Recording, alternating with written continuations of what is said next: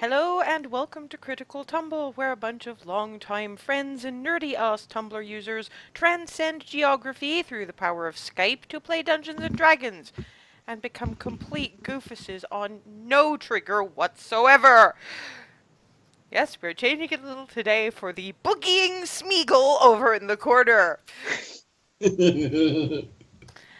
The Cupcake Coterie has been traveling in the general direction of Belarys for about a week and a half now, and they have finally reached Gray's Inn, which is effectively at the border between Baronsveer, the country they've been in all this time, and the neighboring country of Equitas.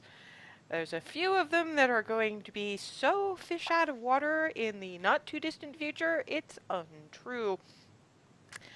Sooner than expected as well, because as they realized the death of Star Coast meant that they couldn't just get a ship from there.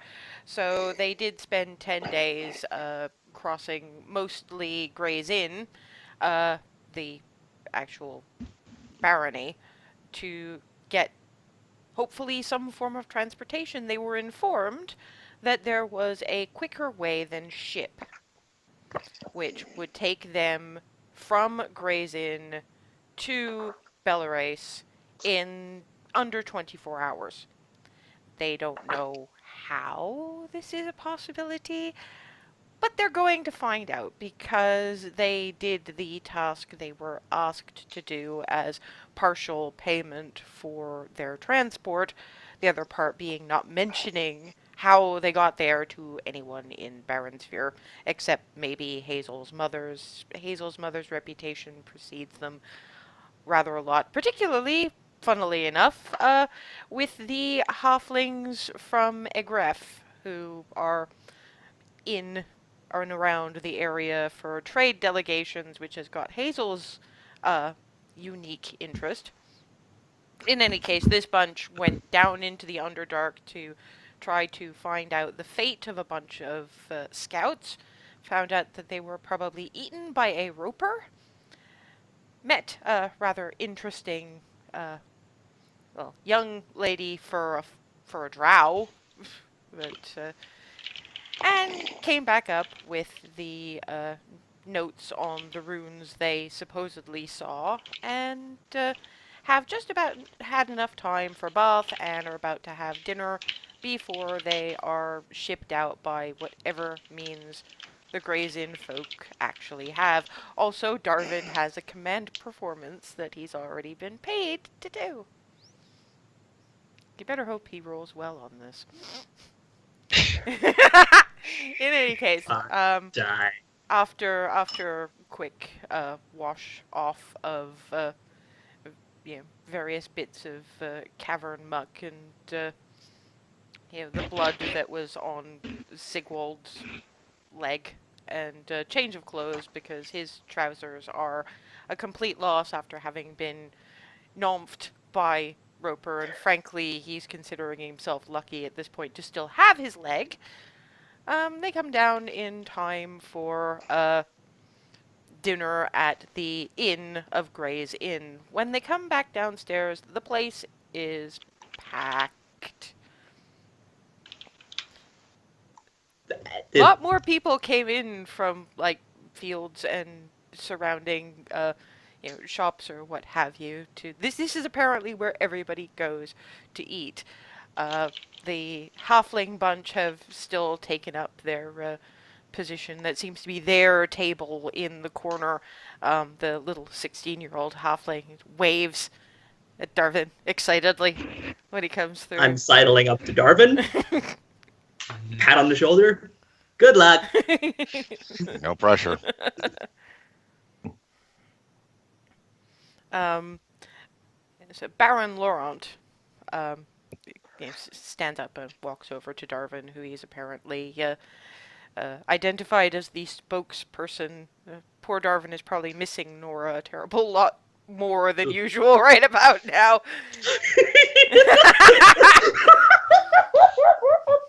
I'm going, my seneschal informs me that you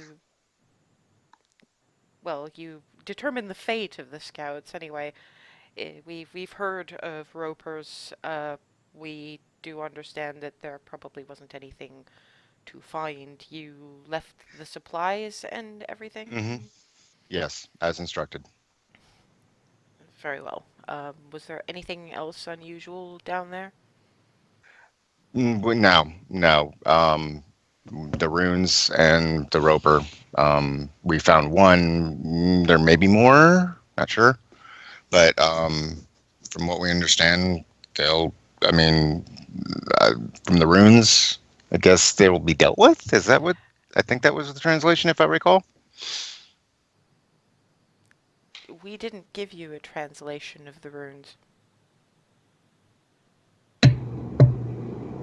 Out of character, I thought No, had. that was a guess on your part, and all you did was Oh. you told him what the runes were, and all he said was understood. Oh, I misremembered. My apologies. Yes, all the same, it's a slip he would reasonably make. Yeah. Okay. I'll play it then. I mean, I think I'm not 100% certain that's what they meant, but I think that's what they were.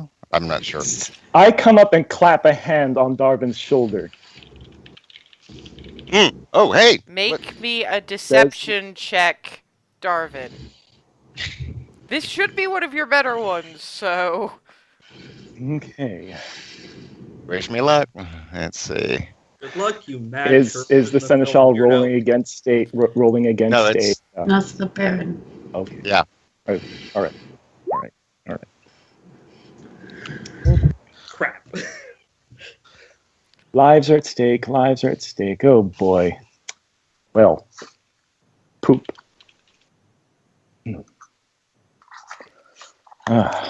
And there's nothing we should be concerned about. There's nothing that need to be concerned with now. Thinks about it for a minute, and then just goes, so, if we were to, I don't know, specialize the supplies we send down, I don't suppose you reckon towards anything we might want to go a little heavier on than we have done? He knows, but he's not calling you on it.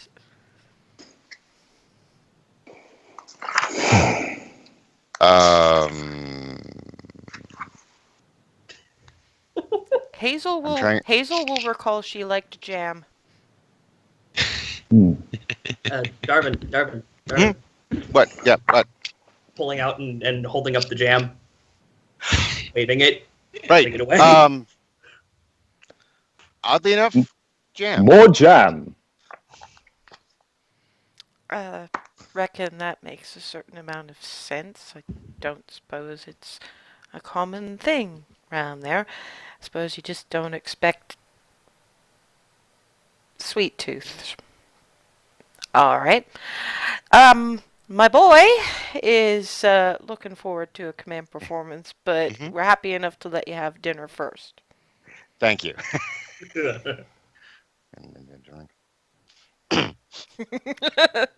You just sort of get a look of, yes, your meal is on the house. The drinks are up to you. Thank you.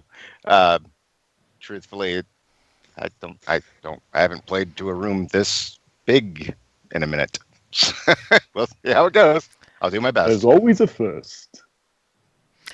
All right. Well, take a seat. I think there's a table around the other end there. There is a table that's got enough room for the six of you over in a far corner at the moment. As I'm walking back with Darvin, I lean over to him and I whisper, I am a far worse liar than you, but at least I know when to shut up.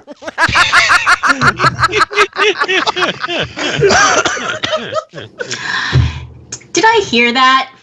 Probably. Nobody, nobody was really trying to hide it, as far as I can tell.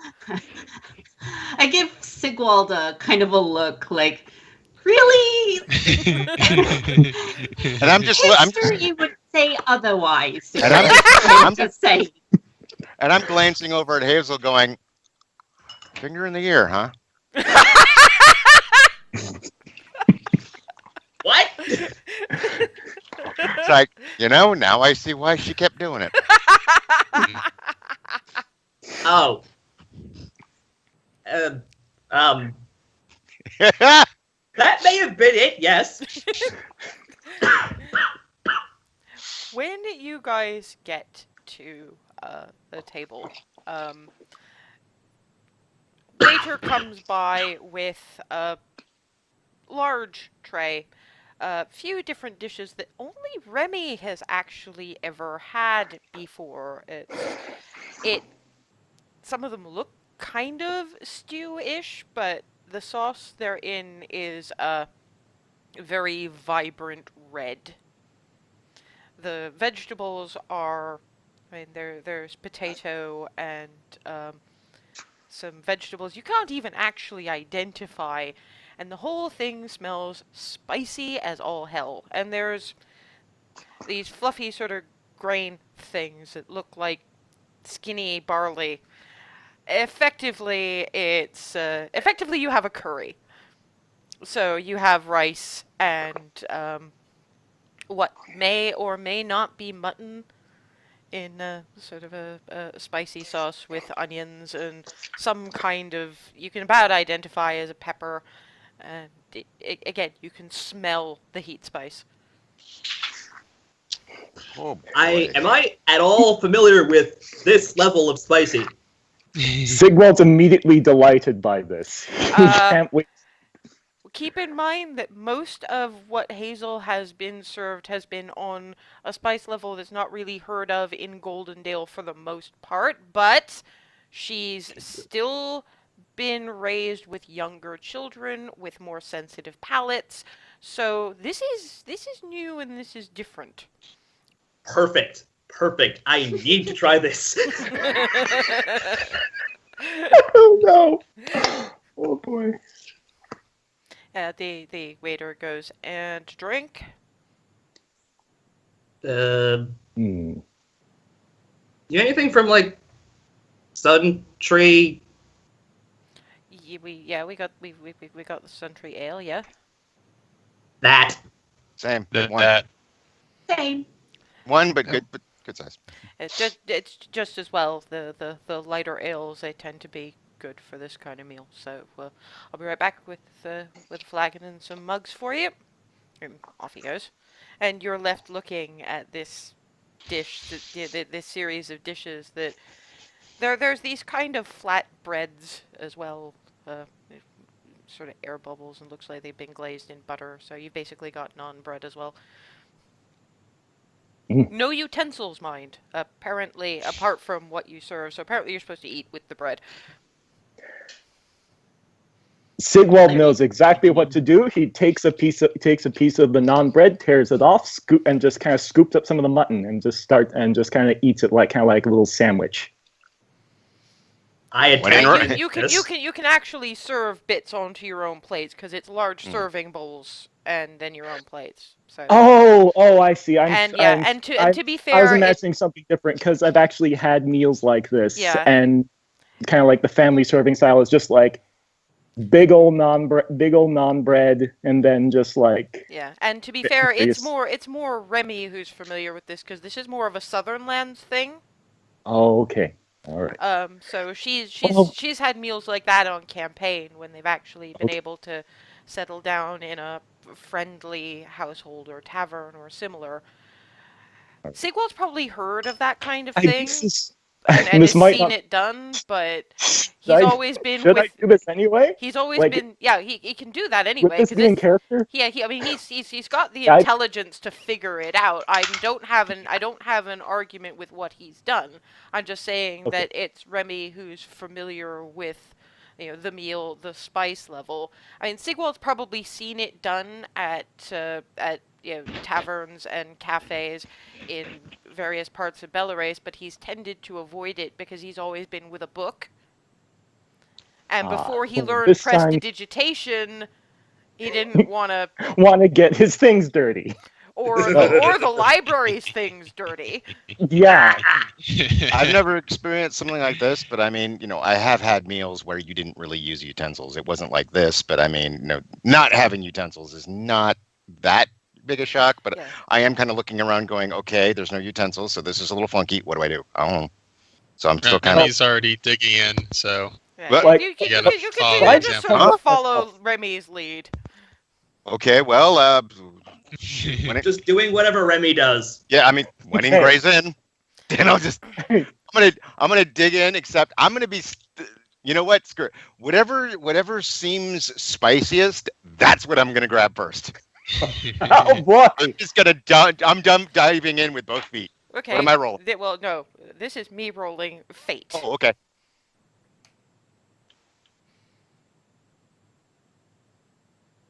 You have managed to get. You know one of those moments where you actually bite into like a coriander pod. Yes. You've done that.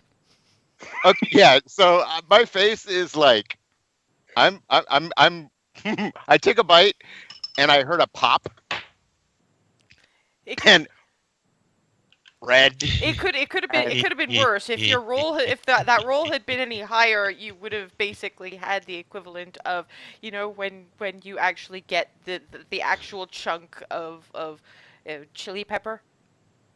Oh. Or when you like sneeze a little bit, and the curry goes up your nose. Oh. Okay, Whoa. no, that would be more of a Constitution thing. Actually, to be fair, given what you've just done, now make me a Constitution saving Exactly. throw. That's what I'm about to do this in 20 seconds anyway, so we're about to see what happens first. And I am red and sweating and Well, white. actually, gripping the let's table. let's just go full on in this stuff. I am gonna. Woohoo! Do you want a portent? Do you want me to step No, in the he's portent? already rolled. Okay, you want to take the roll? Okay. I'm He's taking a already roll. full on rolled, yeah.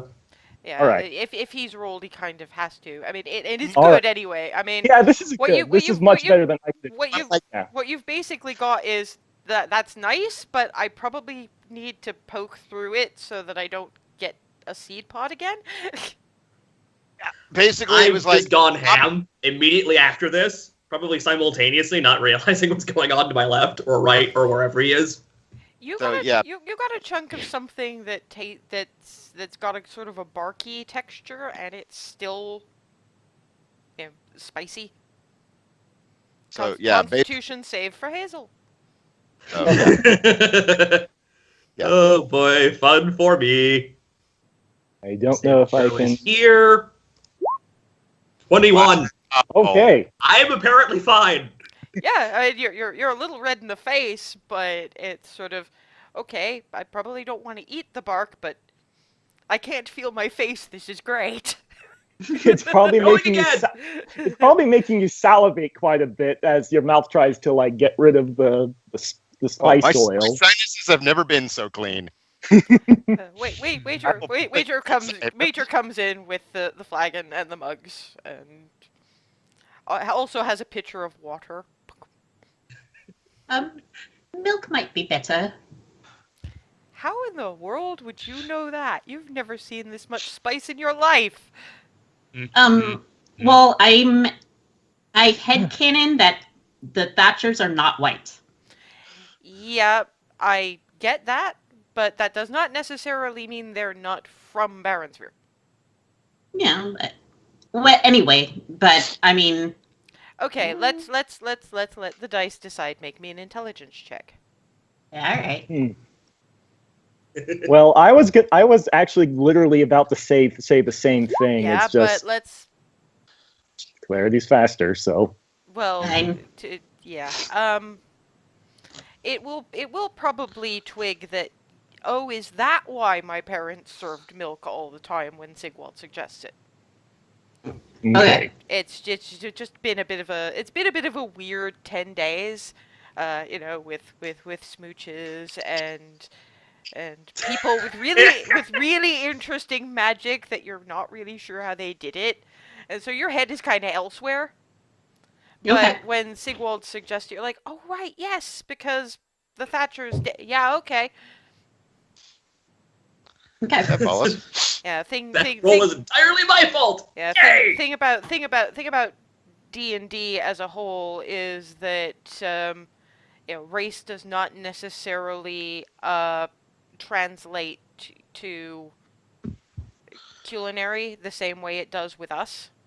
Mhm. And effectively, what we have, particularly with Equitas, it's a very closed off country. Most of them are. So there's not the Mm. same kind of cross cultural back Mm. forth as you'd normally get in Okay. Mhm. in our Interesting. world. This is why Hazel, the food at Hazel's was such a surprise, because the only reason that place had any cross-cultural bearing is because of, well, Twilly and Miranda being mercenaries and having actually traveled. Most people don't.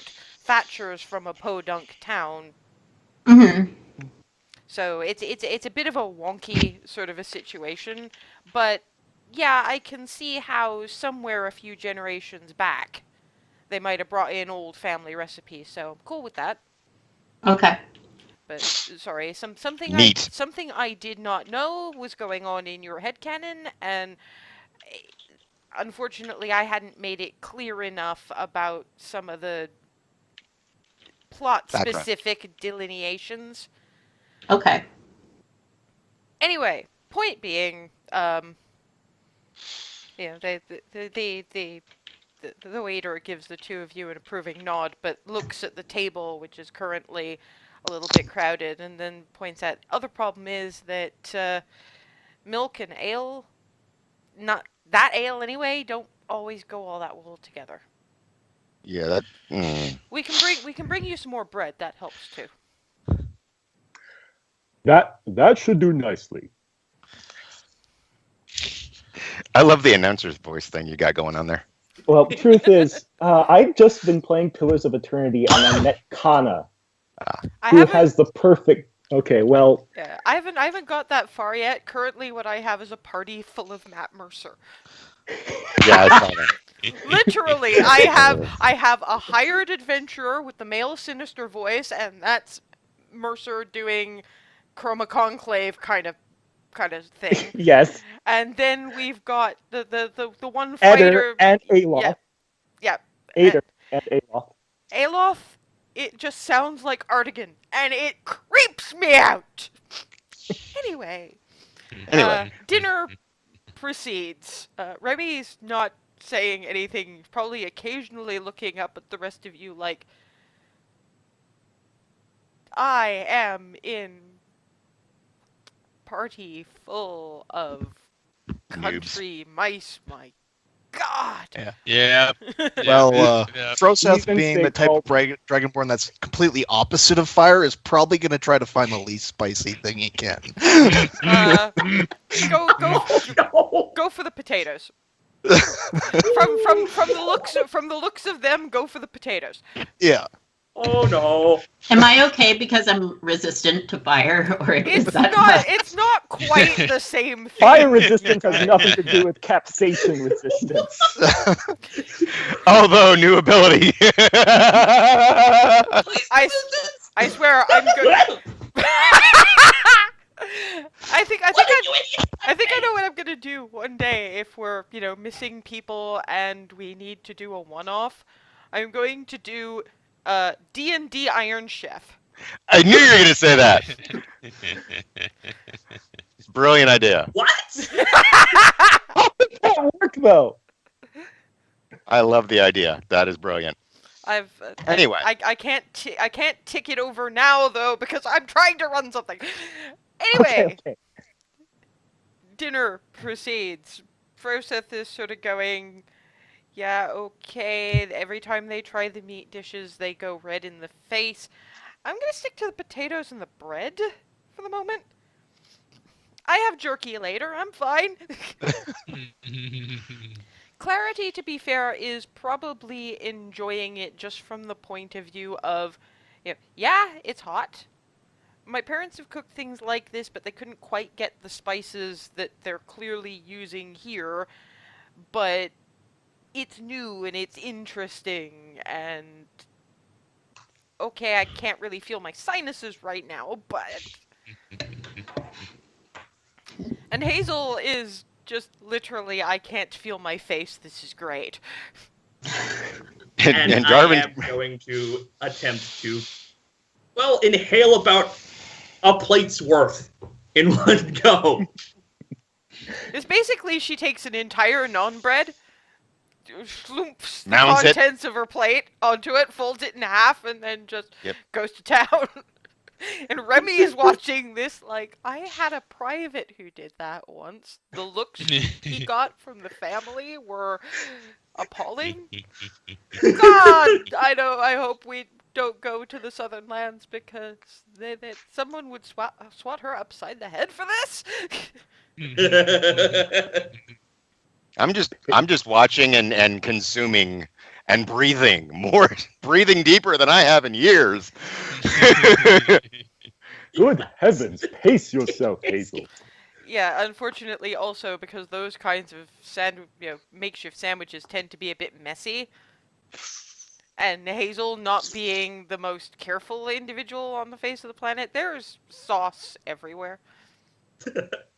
Right. And that wasn't one of my bits. Flitty just makes off with a piece of the bread, rolls himself up in it, and just starts eating his way out. This is fun! I love Flitty. It is literally the best NPC. I cannot add anything to this. I'm gonna scooch over just a little bit of the mutton. It might be a little spicy, so be careful. But Looks it over. Nomph. or not. This seems to be considering. Not as much fun as the bread. Rolls himself up in the rest of the Fair enough. piece of bread. Keeps nomphing. Nomp. You're getting your wings all covered with butter. Oh God! Looks up at Clarity. Bends his neck round. Lick. Kind of like a cat. Bonus!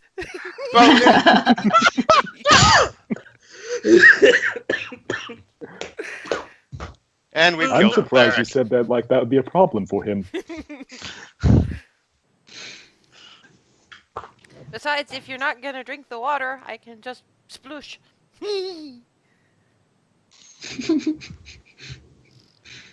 Happy little fairy dragon. You can actually see the halfling teenager standing up on his chair trying to get a look. He's looking. I am on portion number 2. Yeah, they No idea where she puts it. yeah, by that point, Hazel is like scraping the bottom of the tray and like, it's gone.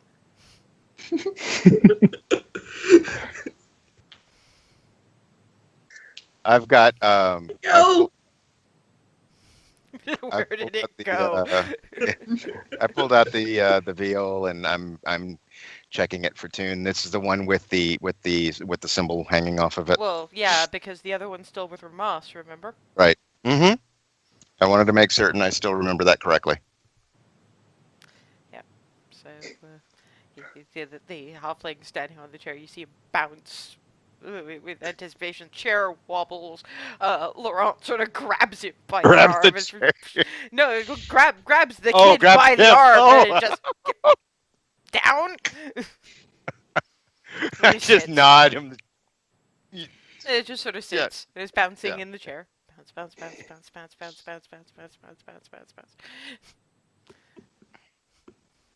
You get the waiter sort of sidling over, collecting the bits that Hazel has demolished because she has.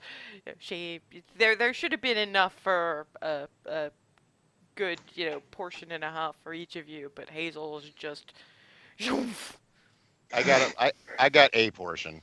Yeah, you all got a reasonable portion except for Furseth, who wasn't really looking for one, but Hazel just Devoured trashed the the rest. rest. Yeah, it's like I understand that one of you is gonna be playing for the room. Do you want to do that before or after dessert? Ooh. Um. The head looks over at bouncing teenager. Hmm. You I might should want to pro- do it sooner than in later. in the interest of calming the audience, just sort of, Yeah. not really pointing, but just sort of. I'll Yeah. go ahead. We don't get a lot of entertainment round here. Mostly we're a working bunch, so Mhm. yeah, having a bard proper come through is kind of a big deal. No problem. I'll play first, or even during is fine. Either way. Well, no, Um, what we meant was because everybody's eating at their own pace. What we meant was before we serve you dessert. oh. No, I'll go ahead and go first and beforehand. I don't want to. I'm comfortably full. I don't want to play on a completely full stomach. All right. Well, it's not a bad situated table for the rest of the room to see you. All right. Darvin, would you like Yes. a little bit of a hype man or woman, as it were? One thing I've been meaning to flag up to you. Mhm. I've noticed that you use your magic predominantly in combat, and you forget about the non-combat applications of things like, oh, just to give an example, enhance ability.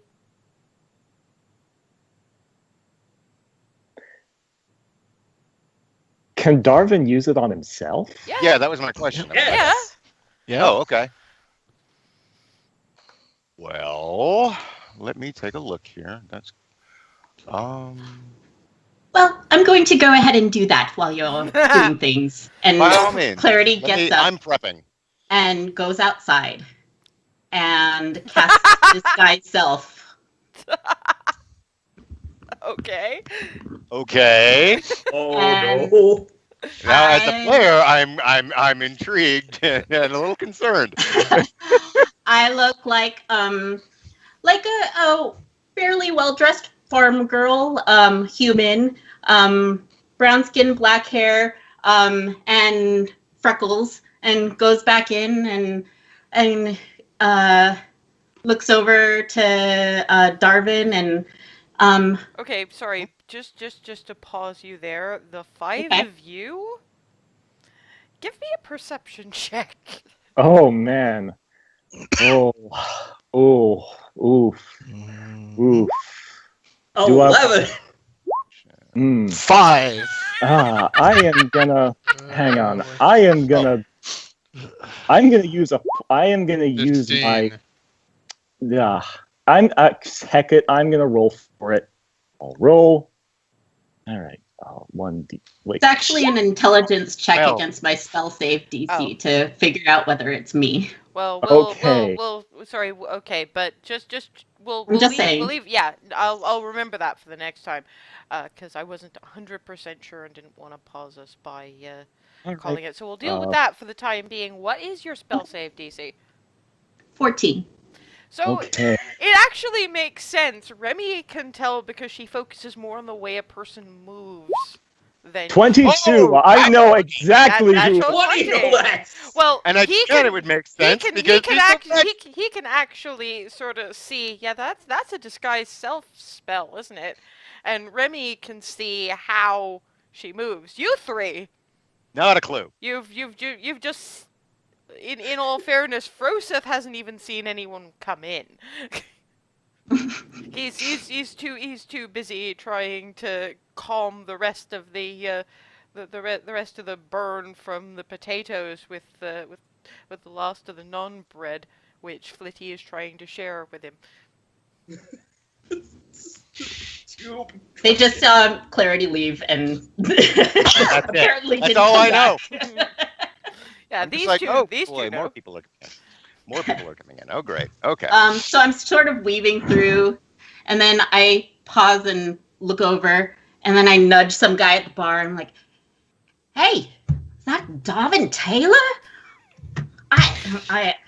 I've heard tell of him, but my God, I didn't know that he was going to be here. I thought that I heard him from Goldendale." Sigwald is beaming between her and Darvin over this shit. Okay. I'm okay. Okay, that one is gonna be a persuasion check from Clarity. Okay. Ugh.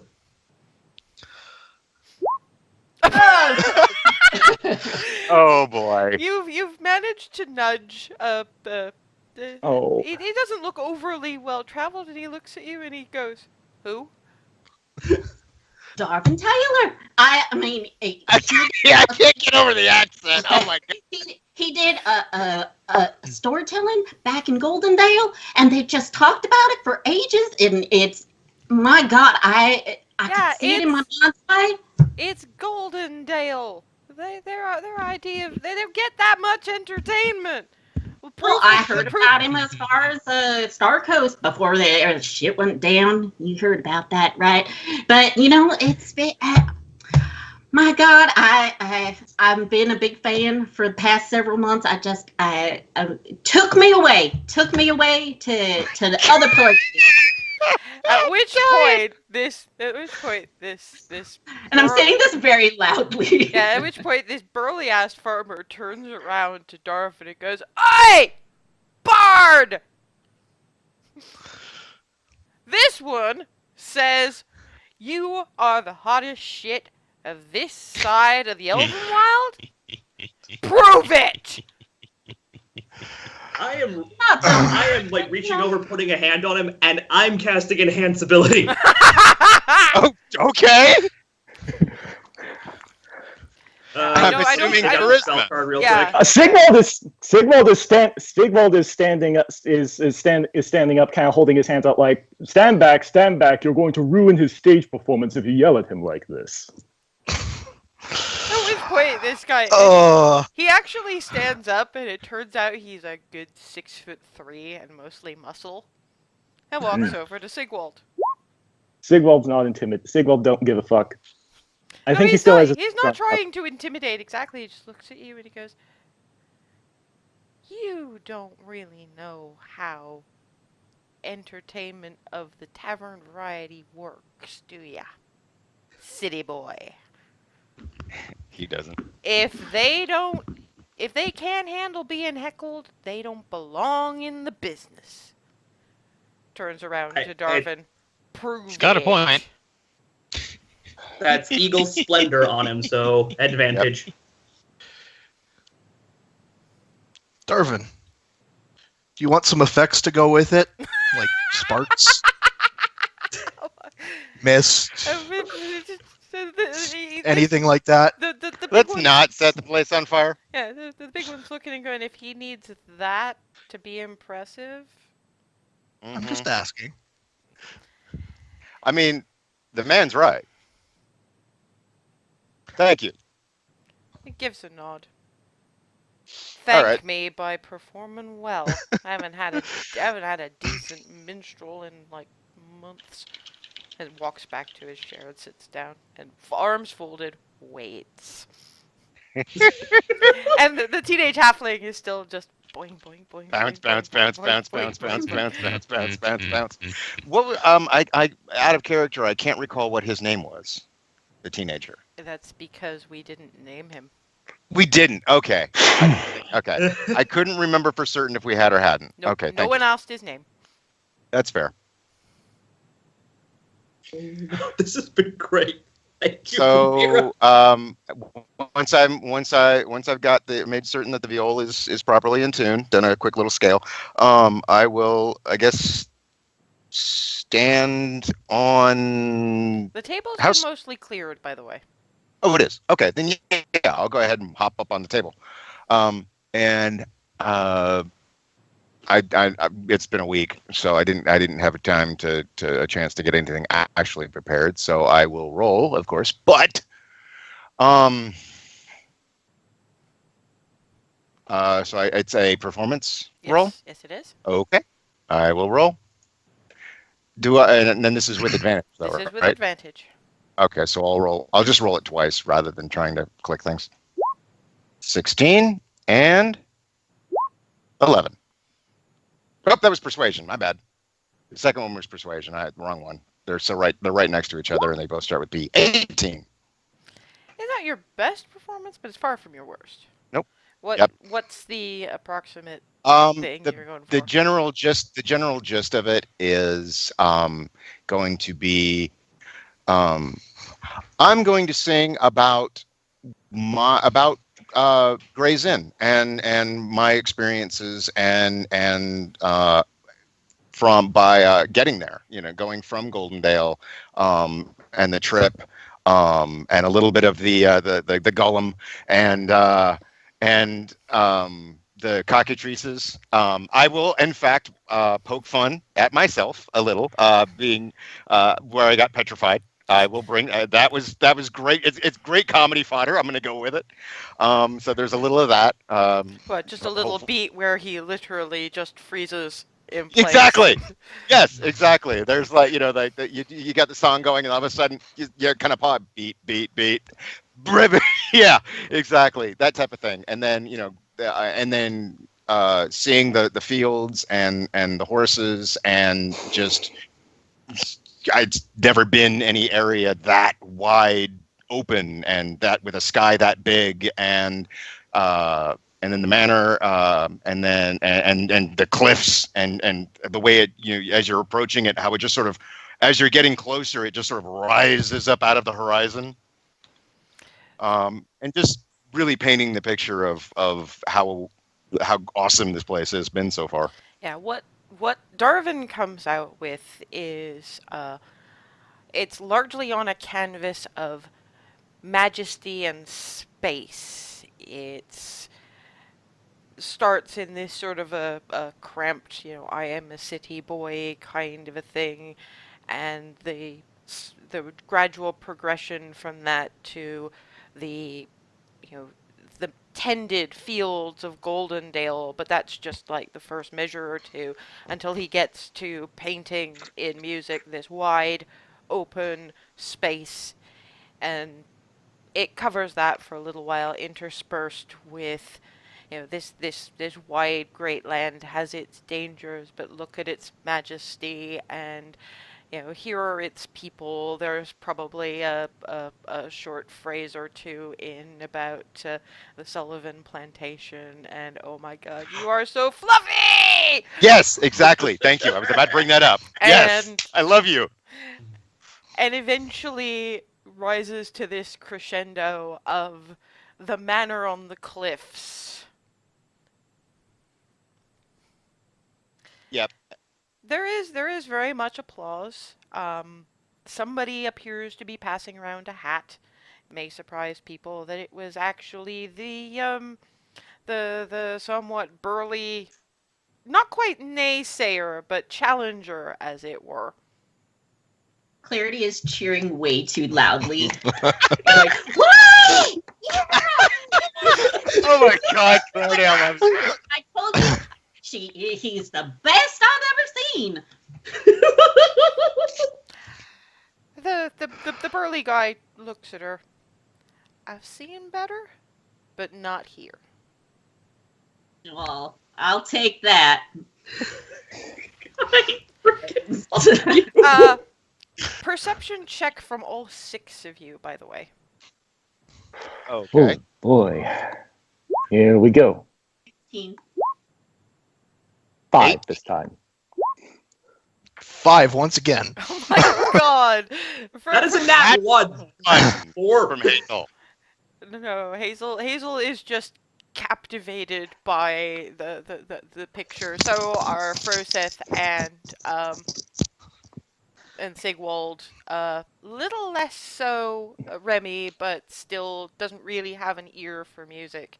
Clarity and predominantly Darvin, but that makes sense because he's got the musical ear. And I've been Notices watching the crowd. somewhere in the middle of that there's an addition, there's a counterpoint. Very quiet, but it bolsters the tune. It's lute. And you can't see a source for it. You may recall your drow friend had a lute.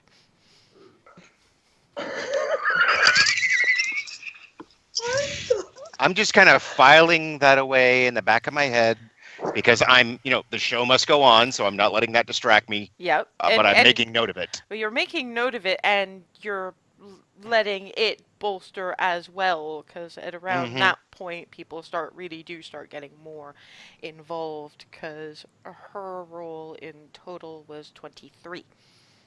Damn. So she doesn't have that much else to do. She hunts and she plays. That's what she does. Anyway, point being that at the end of that, there is applause. There is there's the back forth between freckled farm girl and burly and the burly farm guy who turns up with the hat, tips it in front of Darvin. There's a good 20 silver and 3 gold pieces. I just give my, I bow. He gestures to the room. And I bow to the crowd, of course. And for further applause, waiter turns up with it's kind of funny. It's this. Somebody's taken what at least you all recognize as oranges, hollowed them out, and inside there's this sort of icy, slushy orange stuff. I've stepped off and sat back down. There's actually utensils this time. There is a spoon. As I step down off the table and step back over toward my seat, I look over at the teenager and I kind of one of those just like and sit back down. He actually gets up, pat, puts another gold piece down, and then leaves again.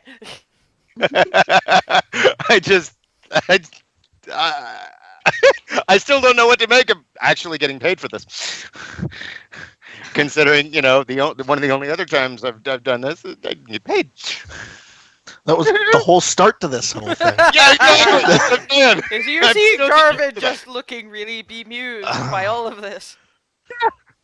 And Clarity walks back out and drops disguise self and comes back in. Yeah, as far as you three are concerned, she missed the whole thing. Where are you? You missed it. Oh, I had to use the loo. And, keep in mind that because of the nature of that performance, that was a good 10 minutes. Did everything come out okay? Some of the spicy food, it didn't, I thought it was okay. What? Never mind. I've already started on the orange thing I've been handed. I don't care if this thing looks basically, it's an orange full of orange sorbet. Sigwald's just beaming at Clarity the whole time, like. And I now look like that cat that got the flower pot on his head and is now seeing through space and time. Oh God, that vine! I love that it's like the jam, but it's orange and it is amazing. Yes, the four of you have never had iced desserts before. Well, no. To be fair, Hazel's had ice cream occasionally in the summer, but not like this. I have no idea. Ice cream. It's really, really but good. It's orange. But it's orange. Don't eat it too fast, or I you get am a terrible seeing through headache. space and time.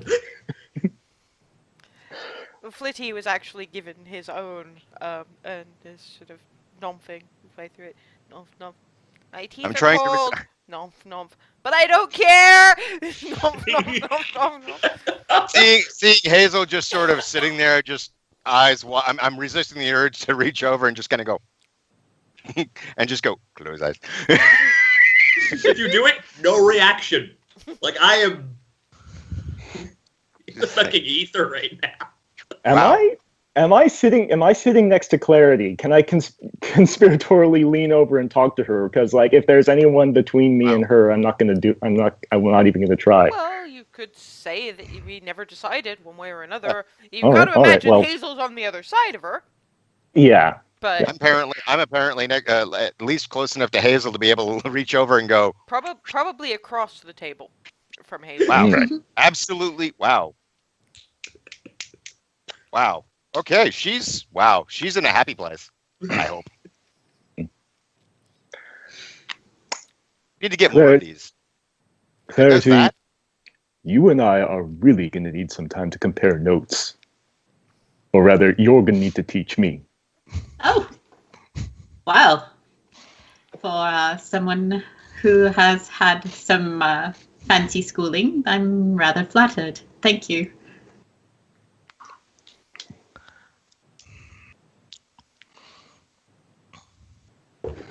So I'm eating mine and occasionally still looking over at Hazel going, I'm just having fun with it at this point. It's like, wow.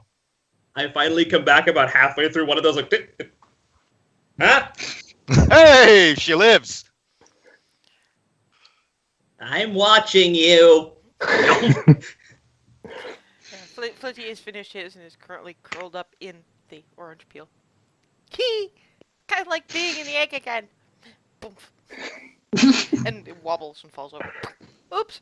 Yeah, this happened too! I get about 3/4 of the way through, realizing that I probably have eaten the last half just a little too quick, and now I'm like, ow, ow, ow, ow.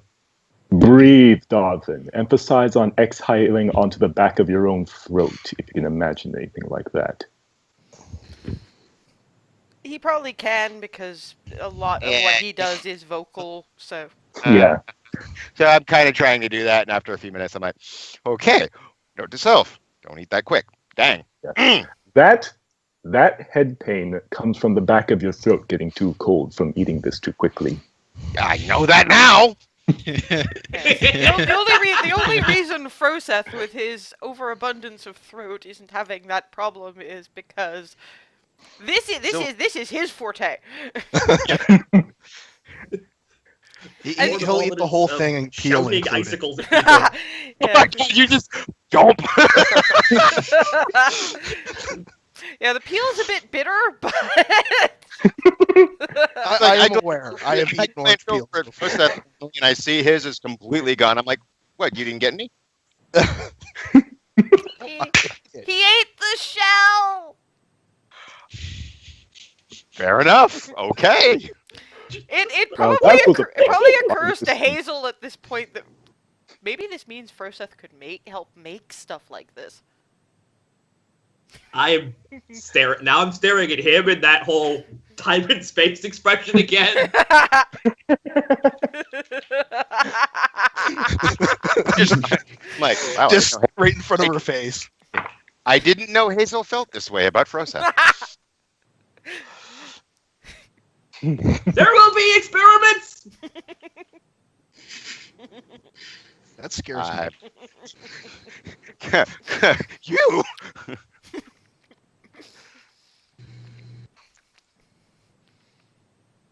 That phrase coming from Hazel, I think, would scare Just me. too baffled by our weirdness. The DM is. Well, the DM was chewing, but the seneschal comes out from behind the bar and goes, "You got about 10 minutes, so if you want to come with me." Okay. Because remember you had an appointment to make. Oh, yes. Sundown? Of do. course. Okay. Not that guys? this hasn't been fun and all, but I assume you got places to go. Yep. Come on.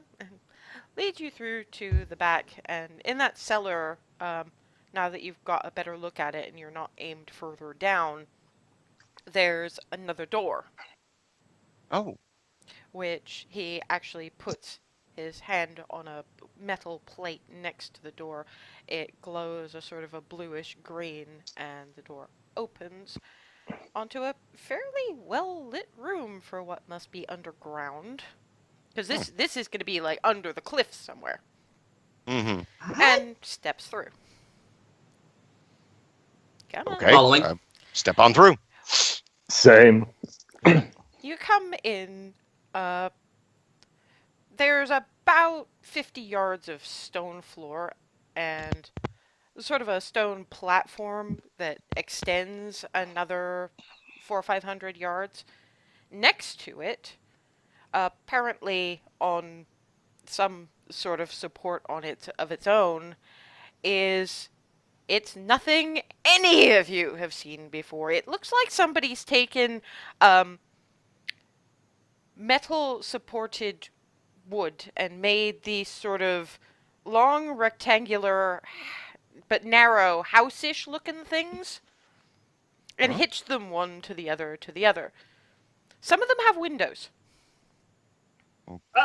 It's out of character. I figured out what this is, but Hazel in awe.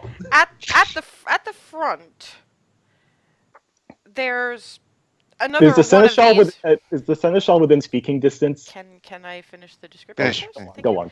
At the very front is it's built a little bit more solidly, less looking like, I don't know, a really big wagon or a really weird house. It does have windows, one apparently in the front if you lean and look. It seems to be inset along the sides and up the top with faintly glowing crystals. I'm just looking at the whole thing, trying to take as much detail in as possible. Yeah, No, I'm looking at something brilliant. those of you who don't know what those of you who have proficiency in Arcana, make me an Arcana check. Okay. Nope. Arcana, 16. Near your face. 20. But not a nat 20. Yes, Yeah, just 20 total. Yeah, if it's not a nat 20, say 20 total. Believe me, we'll all know when you roll a nat 20. The way Fair you guys enough. celebrate when they roll, we know.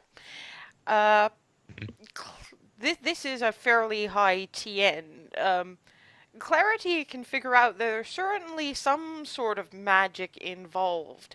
Sigwald has seen very small scale applications of this, but some of his peers at the university were working on ways to store arcane energy and in some cases actual spells in crystals for long-term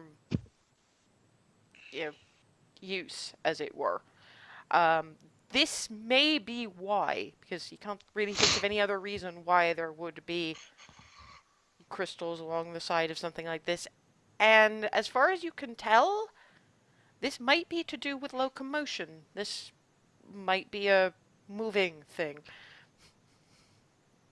I as we I step closer to it, and if I assume like the platform comes up to this, well, out of character, I know it's a train, but Sigwald just sees it as just a boxy thing.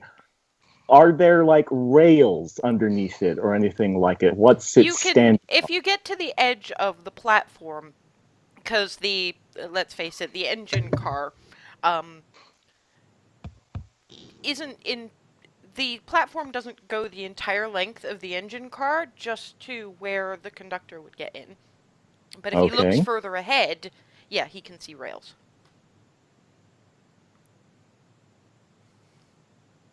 So This yeah, I turn to the Seneschal and say, "This is Magitech, is it not? Yeah, This is straight out of Egref. what were they? I could swear. This is brilliant. What is this called? Yeah.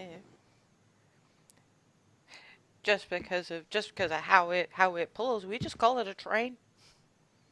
Then again, that's partially because train. Yeah, that. Well, to be fair, the Egref people call it a train, and people from Egref are, no offense to some of the baronial family, but they're just freaking nuts.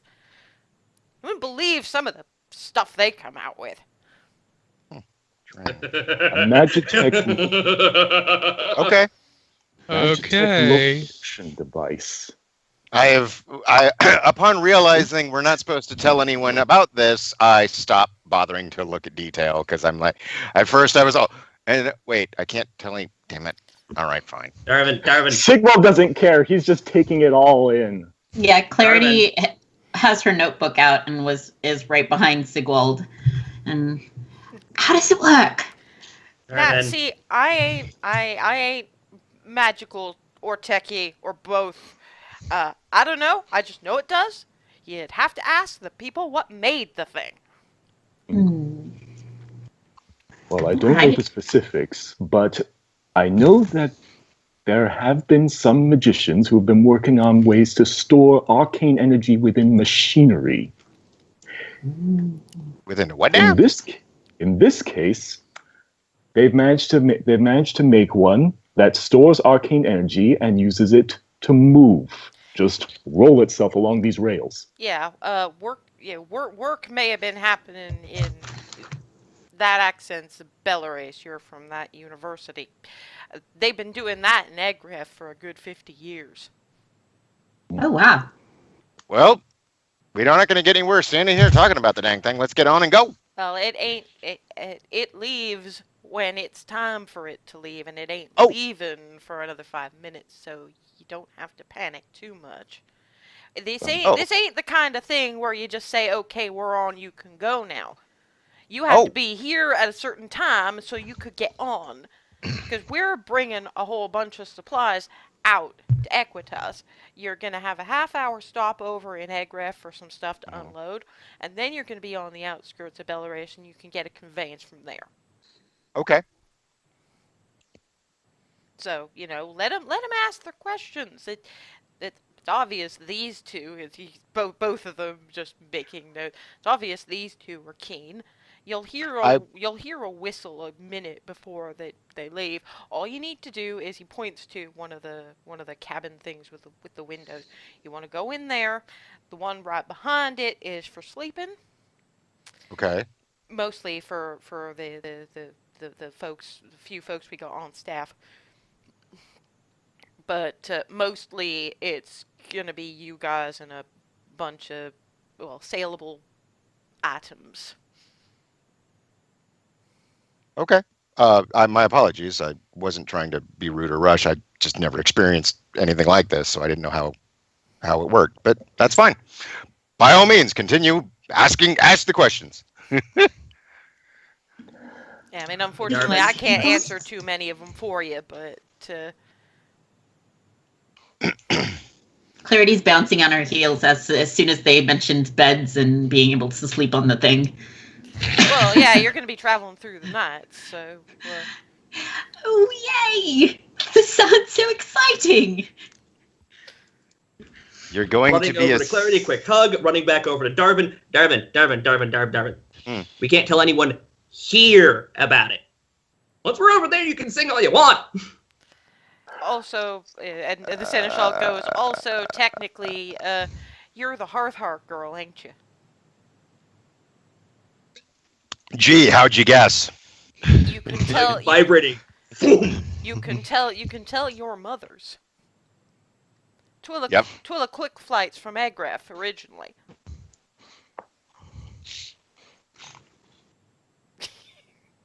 I think I broke her. Either that or I just bought you a lot of quiet time, so you're welcome. To be fair, the orange dessert also broke her, so it doesn't take... Yeah, we're definitely going to have to lay hands on some of that at some point, because have a stash of that somehow. Specifics about the secrecy policy. Egref, we have to go there. That's on the list. Okay, make note. It's on the list. I didn't know we had a list, but apparently that's on the list. Well, you are going to be in Egref, but only for about half an hour before you get off. It's about enough time to grab something that's not, what rations you got on the train, because it's not like they got a kitchen or anything. So you're probably going to want to stop by. There's a little cafe in the sort of off-boarding station where you can grab yourself a breakfast or something, because you're going to be there around about dawn. That's handy. I'm now gonna say that y'all get your asses on that train, because I don't want to listen to this anymore. One last thing on the secrecy policy. Are we allowed to mention this to anyone in Belarys? Yeah, I mean, most of the high ups and the scholarly types that don't care all that much, the folks that actually handle the thing will already know, is that this is how they get most of their stuff from here in Baronsvere. All right, I understand. Great. Belarys catching up with the technology, so they already know about it. Egref doesn't matter. They made the thing. Gray's Inn, do keep a secret. Understood. Thank you. Not just Gray's Inn. Well, Baronsvere as a whole, we ain't entirely sure. We ain't entirely sure that Baronsvere is ready for this kind of thing, and you'd have to talk to the governor of Egref if you wanted it to expand any further. Funnily enough, the ruler of Baronsvere never been all that much on opening negotiations. So.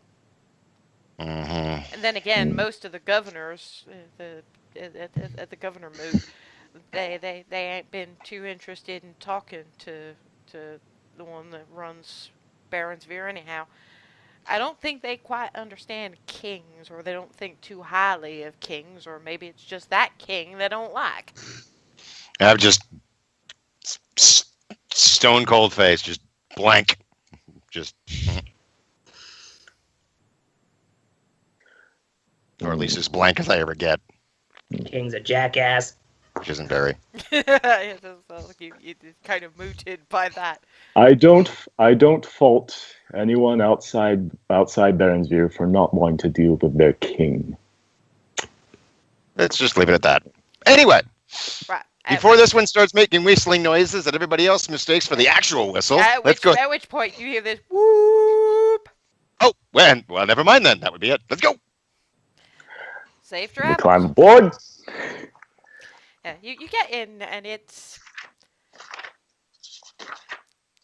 oddly enough, it's cushier than the Goldendale Manor, which isn't saying a whole lot, admittedly, but there's plush seats 2 and 2 and 2 down in rows with doors at either end.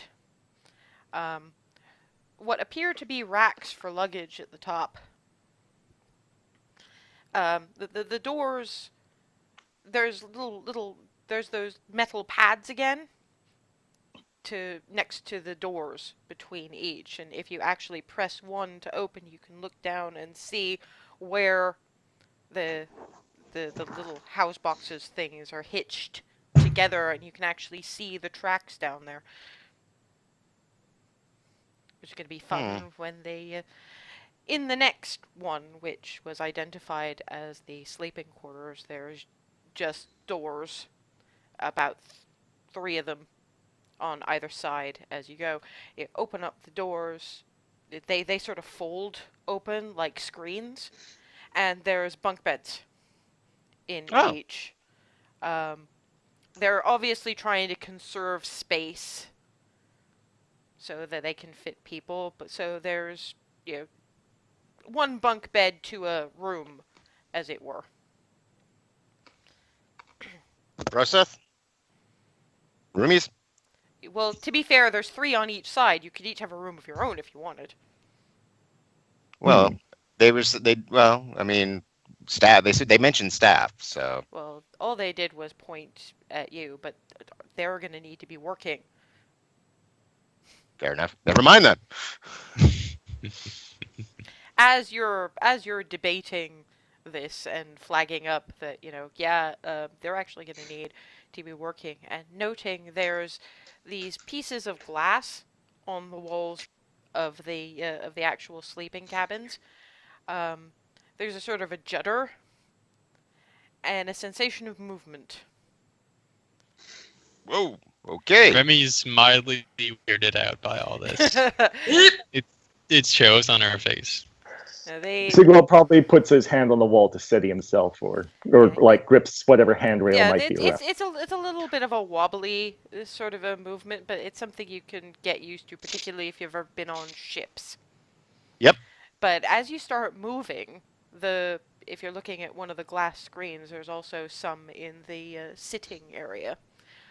It actually lights up, and you remember that map that they showed you?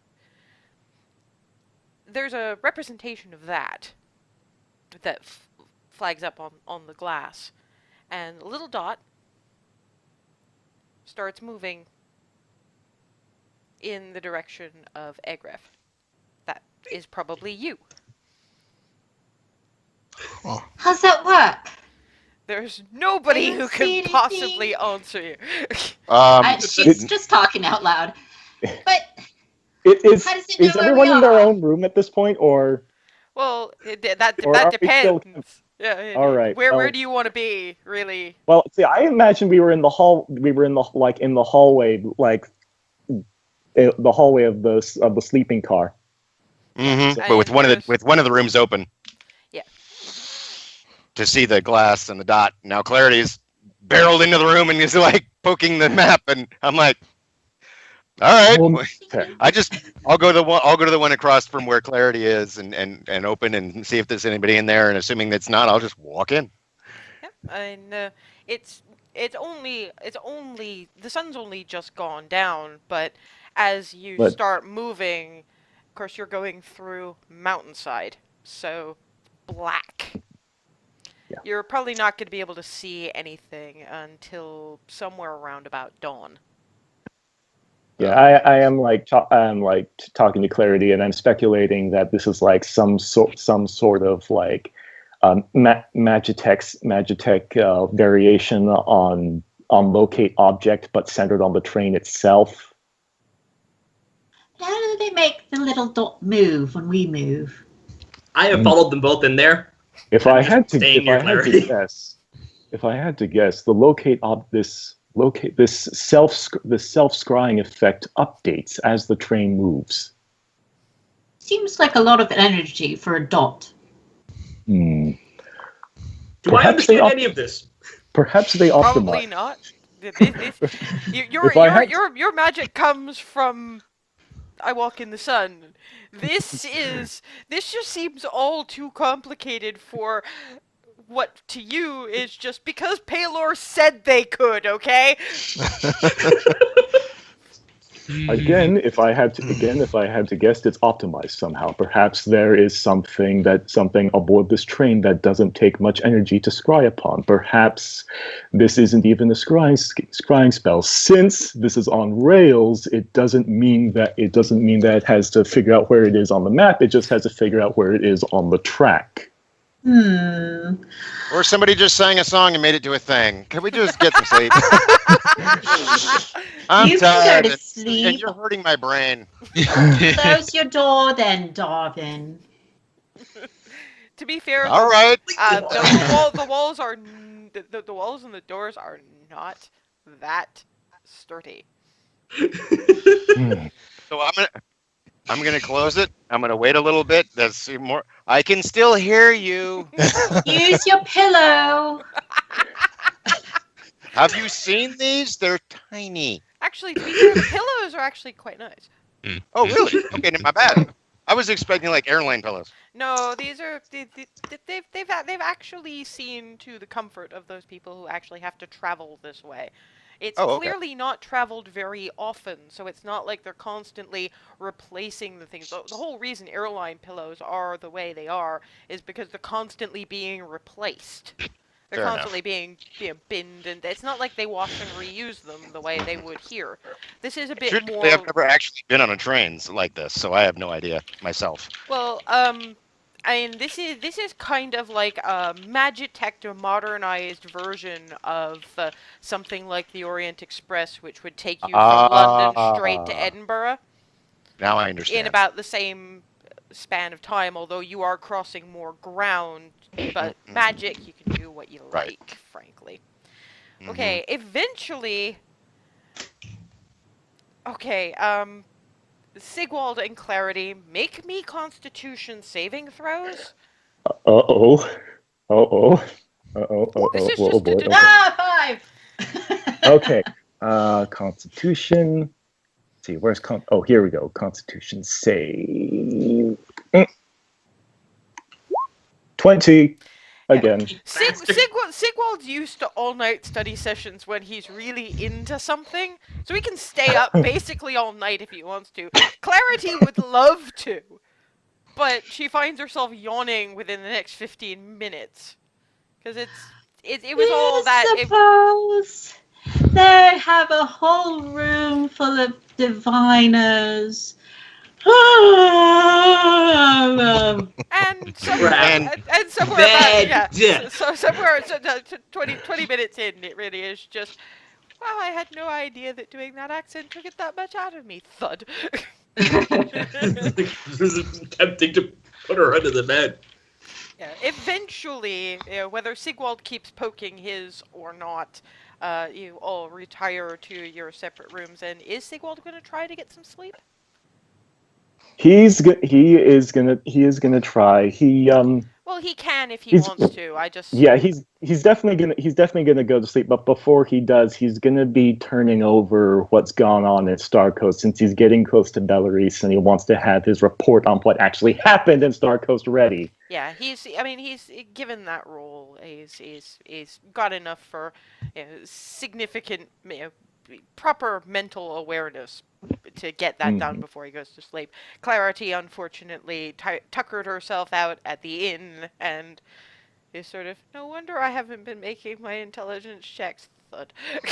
I decided to stay in the room because that near flump is like disconcerting, and I prefer company.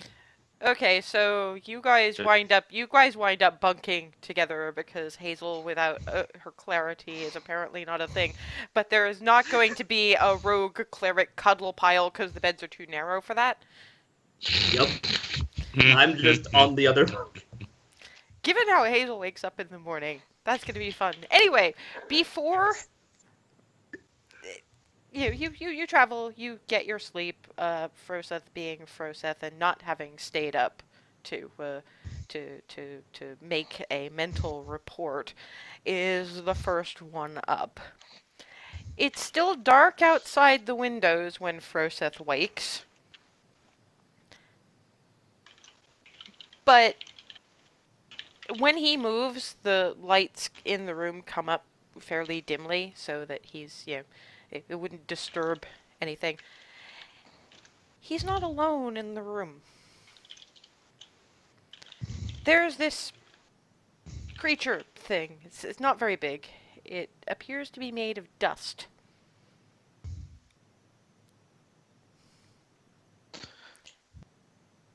And it's looking at him.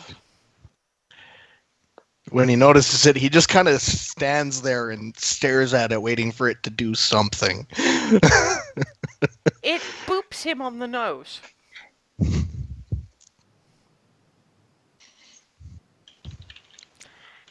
The noise it makes is actually very reminiscent of the earth elemental. And when it sees the lack of comprehension on Froseth's face, frowns from what little you can see of the shifting dust that is its features. Hold out what looks like a hand and puff of dust directly into Froseth's face. There is a certain amount of sneezing because that was dust in the face. And Got a silver dragonborn sneezing. That's a sight. Once the sneezing is about over, he can hear in a gravelly, dusty sort of way, "Is that better?" Yes. I guess. Froseth can now at least understand primordial, because the idea of a way of the four elements monk not being able to understand primordial was stupid. I'm just saying. I'll eventually be able to understand everything. Yes, but we're moving this along. Yes. Like, I've been sent to ask you some questions. Okay. I would very Hey. much like for you to get them right, because this is a weird kind of trial. We don't normally do this for you people, but the bosses said we had to. It's you're a pop quiz. I'm not sure how to react to this.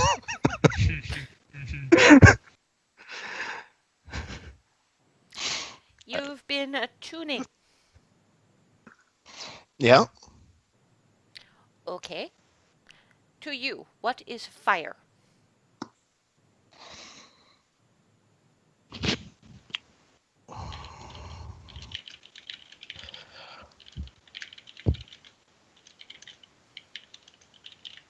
Warmth. Light.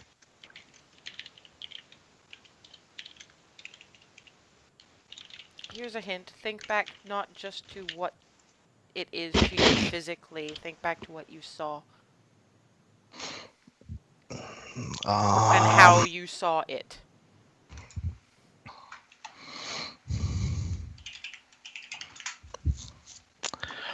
I'm drawing a blank right now. Recall you saw the blonde woman and the king, Yeah. and then you saw what they really were. Yeah, fire reveals. Lights the way, Yeah. and water flows from, among other places, the past. Remember?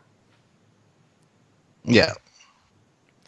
Air is from everywhere, but a lot of the time it picks up a little bit before. Yes? Warnings. Yeah. Earth, though. Do you know what Earth is?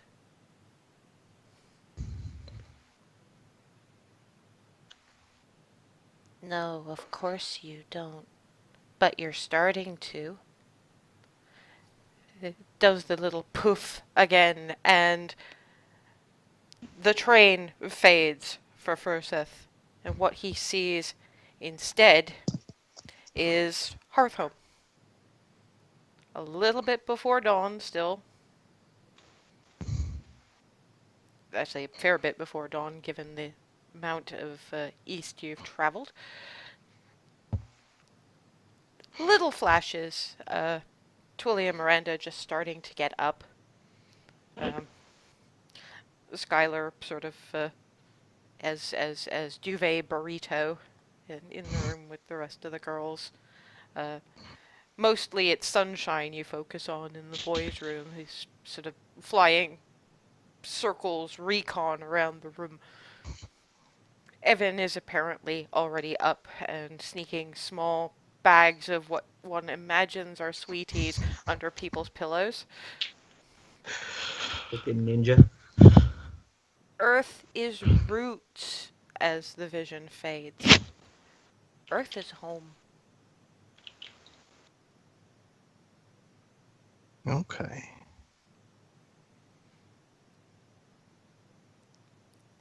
You will need to see things.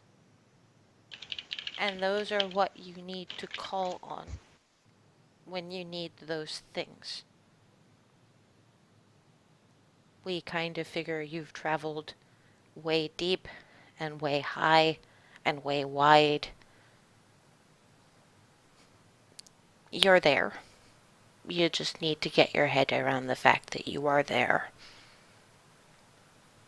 So get to it already, because the elements themselves are screaming at you. Oh boy. It's not. See, black sludge is not an element! I'm well aware of that. And it's gonna come for us too. You heard the water. Yeah. Get on with it. And poof, it's gone. And you are now attuned to the earth. You have the set. And on that note, we are just at the halfway mark, just about. So we will take our 5-minute break, and we'll come back to see what, if anything, Fursa says about this before you get your first view of Equitas.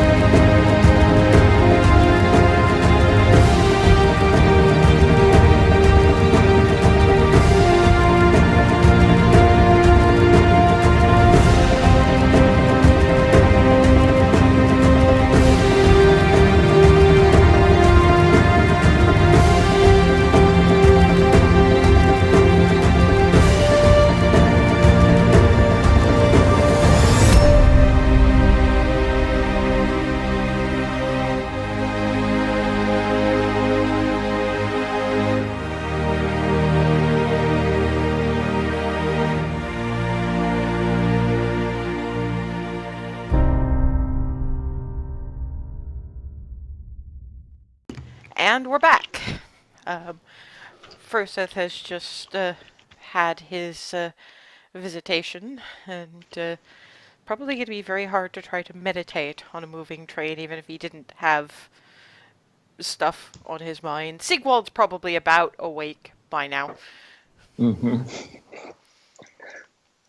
There is a faint smell from the next car. Smells like coffee.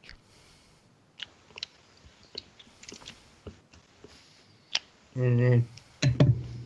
Yeah, people are sort of starting to wake up to the smell of. Oh, hey. Oh, since I'm assuming I think where we were that you're saying that's coming from the car, the other car over, right? Yeah. But Yeah. So then I'm probably smelling it because I think I was in one of the first cars. yeah. Not to mention it smells like pretty strong coffee. So Yeah, I'm awake. I'm like, Mm. I'm. Oh, I smell. Where's the cake pads? Roll. Thud. Woof. Ow. You Was it take the diviners? 1 point of fall damage. I'm okay. All right. And Yes, you Given the should- thinness of the as Sigmund wakes up, and I want to actually do this in character, he is gonna sit up for a bit, close his eyes, and consult the fates to receive his portents. Okay. So thankfully, I open my eyes first, and I see that I see the bed above me, so I don't just immediately go, "Ooh, coffee!" Wham! Because I've never slept in bunk beds. Yeah. all right, so I'm gonna roll my 2d20, Okay. 10 and 17. Okay. Make me a perception check, everyone but Froseth. All right, All right. perception. 8. 10. 19! 5. Rest of you miss it because you're just waking up and there's coffee. Hazel, there's a smell of dust in the apartment. It's strongest around about Froseth's room. Knock, knock, knock.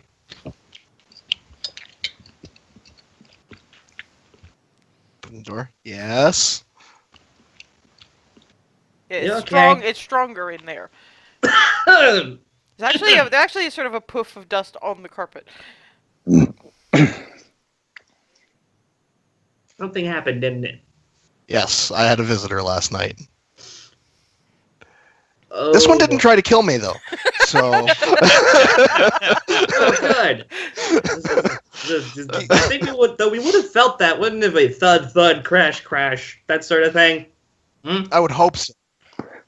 Given the thinness of the walls and the doors, Yeah, I mean, would I have been able to hear any of that? You're coming out now anyway, Right. and so So if at hearing it didn't try to kill me, I'm going to respond. That's an improvement. But the sort of thing you can probably talk about over coffee. Yeah, let's wake up, as I forgot I was up. Yeah, they're kind of a bruise on one side of her Oh. face. Oops. And I'm stumbling in the direction of coffee. Yeah, there's basically sort of it's sort of it's like a tank that you push a little button and coffee comes out. You're not entirely sure how, but Coffee, don't care. Sniff, sniff. Gulp. this Remember is years that the coffee was very strong coffee. This is face puckeringly bitter. I'm just. I will never blink. a halfling who is clearly Okay, we're good. a halfling who's clearly staff sort of walks in, pours a cup, pours an ungodly amount of sugar into it, and goes, "That's the only way you make it taste anything like decent." Swig, drops the empty mug, and walks out.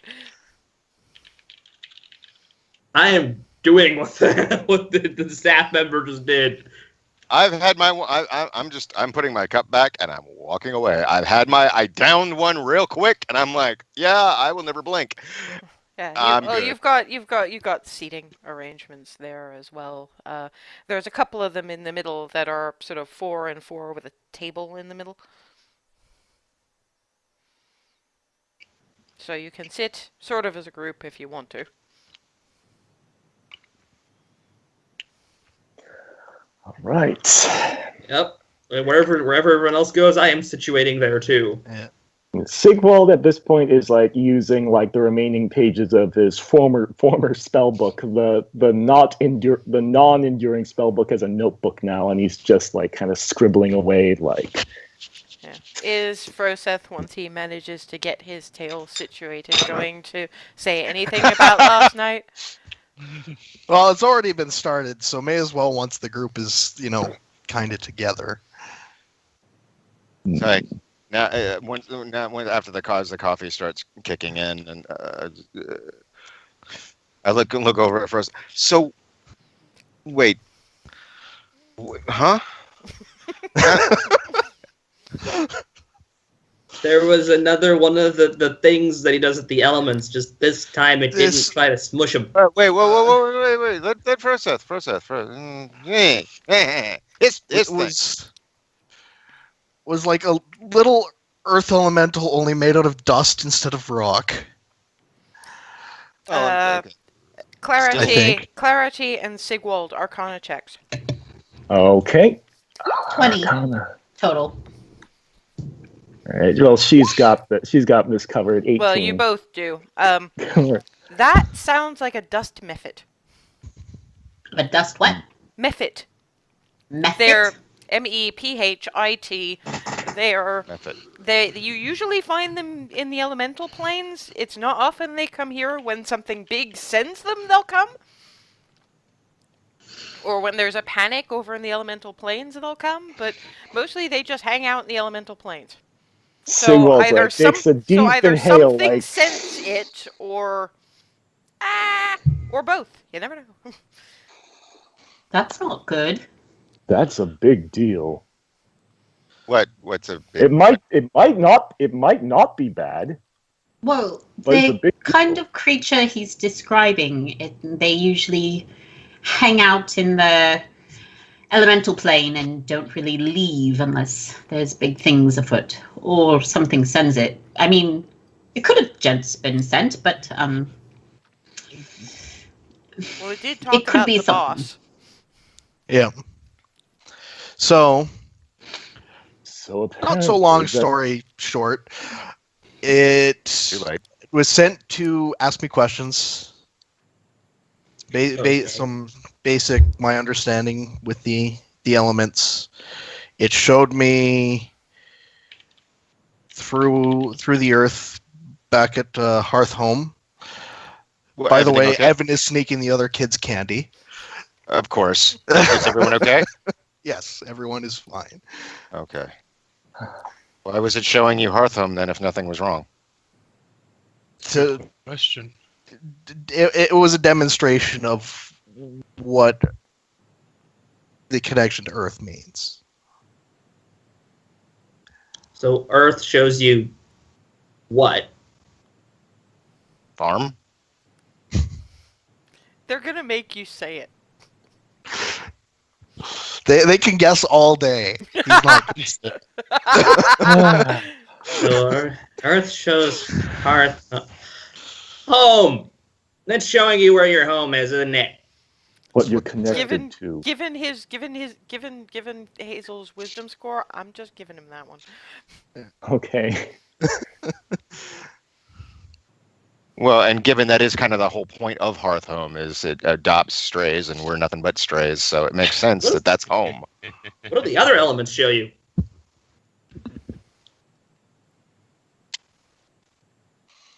Or is that not... Water was the past, right? Mhm.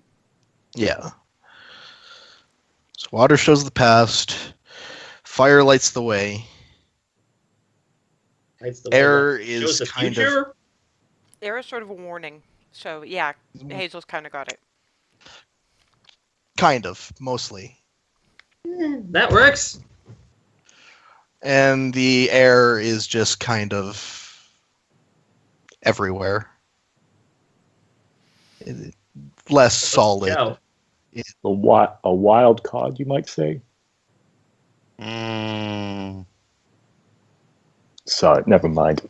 And I go back to. Sorry, that's I should. I think part of this was us talking over each other. To simplify, fire lights the way and illuminates truth.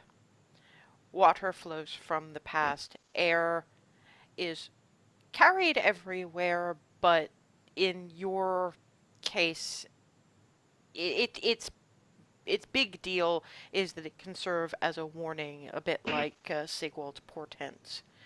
Okay. And Earth is home, where your roots are. Well, where you've put your roots, anyway. so what... The past, the future, danger, and safety. That makes sense.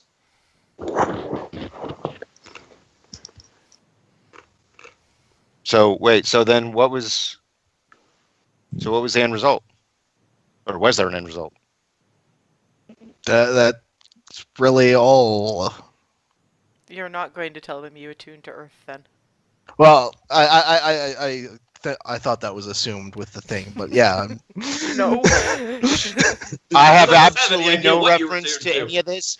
I don't even know that Froseth is not fully attuned yet. I just know that he has some kind of elemental attunement. So It's essentially the final step in the tuning to Earth. Oh.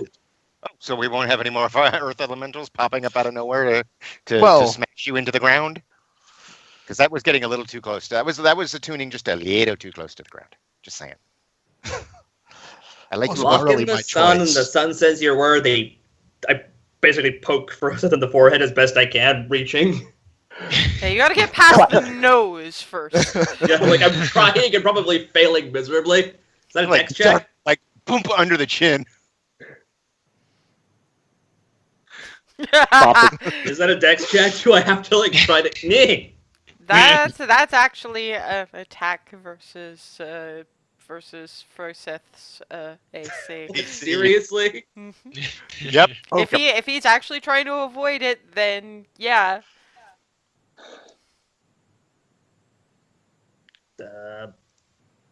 Unarmed Unarmed attack. strike. Eh. Yeah, basically Misses. Froseth just nope. Yeah. Flitty lands on That's just out of the way. Flitty lands on the outstretched hand and bites Hazel on the finger. Nip. Sorry. Stop. And Sylvan. In Sylvan, stop poking people. That's how I end up falling out of things. I don't want to fall out of this. It's moving really fast. You're not going to fall out of the train, Flitty. Is there a window nearby so that we can see how fast we're going? Well, it's up until about now, it's been the black of cave walls. As you're looking, because there's a lot. 8 hours going to the cave. Wow. There's a lot of rock in that particular vicinity, and they tend to take that a little slow because they don't really know what might be in there. Okay. Cool. Okay. But as you're looking, first thing you see is bright. Frankly, it shouldn't be this bright at just before sunup.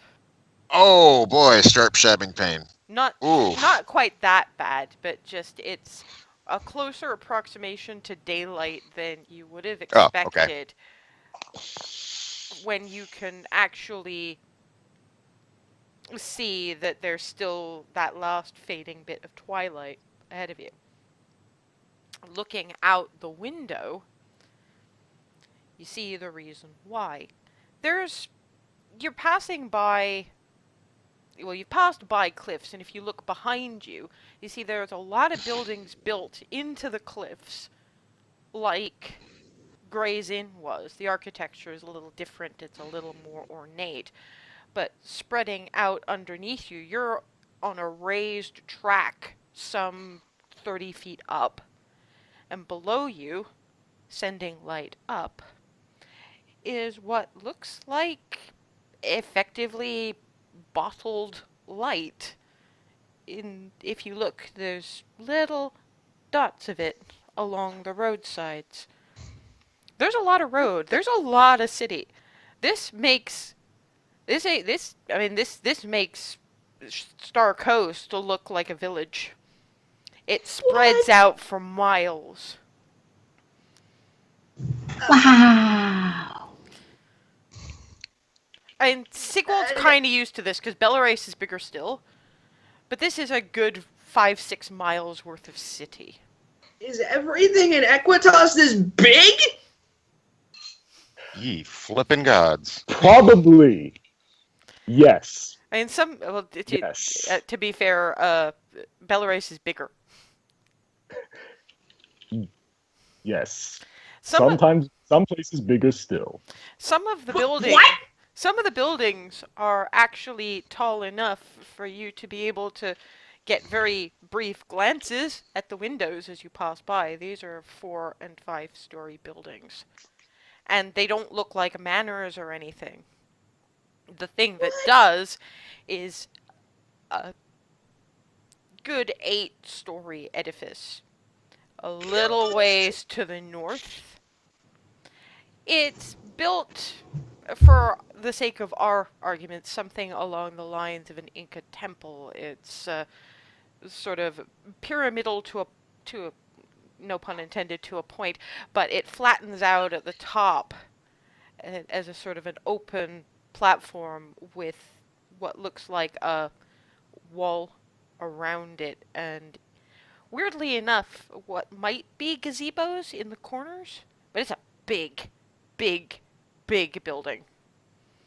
And So it looks like halfway between an Egyptian temple and the ziggurat-looking things? Yeah. What? What? What is that? It's a That stopped being a house! That's a mountain by itself! Remy and Sigwald can probably guess at that being the gubernatorial building, because the one in Belarys doesn't look... I mean, it's a very different architectural style, but it too is built along the lines of high up, flat roof.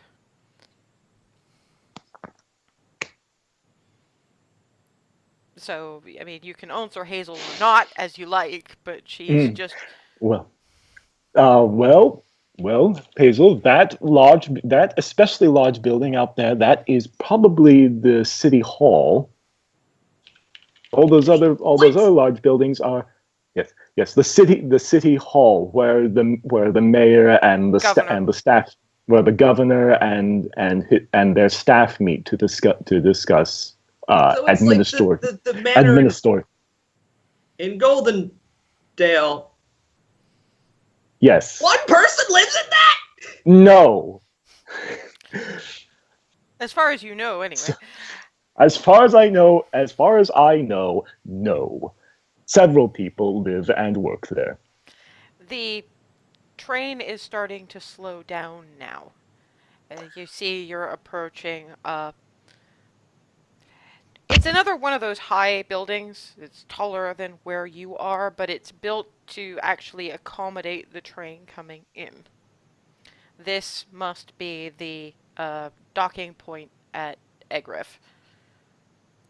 Because you're chugging to a stop. You get that halfling staff member poke head through. If you want anything that actually resembles breakfast, we've got a half an hour stopover here. There's a cafe. Okay. All right. Thank you. Yeah. Thank you. Flicks Silver in Clarity's direction. Bring me back a sausage muffin. Thank you. Okay. Yep. Takes more of Sausage the muffin. coffee. Okay. Massive amounts of sugar. Boom, bam. Pack into. I'm Sausage muffin. kind of sausage- frozen in shock right now. Sausage muffin actually sounds really good. I'm going to get myself one of those. I head out and go to the cafe. Yeah, I'll follow with. I'll go with Clarity. Yeah, stepping out of the train, things are actually pretty busy. You get there's a good dozen or so people offloading crates out of the bed. They must have been loading up throughout most of the day. So you see various bits of produce. Some are leading out a train of horses. There's a terrible lot of meat coming out of there as well. Oh wow. Probably from the grazing cattle herds. Has anyone shoved Hazel out along with them, like as Darwin grabbed her or Clarity? Because she's just I frozen in just shock. went outside. Yeah, I just followed Clarity. I was like, "Ooh, food." I'm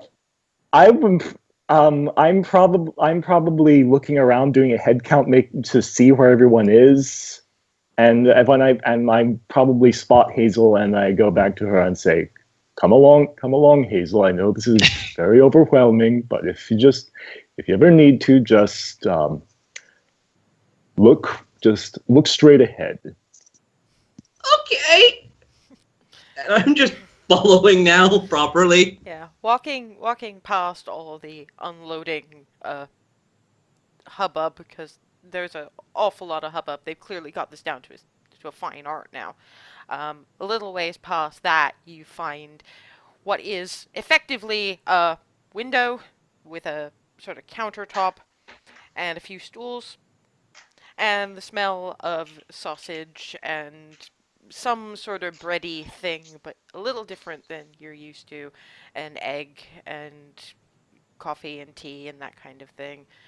Clearly, this is the cafe they were talking about, probably a little euphemistically named, but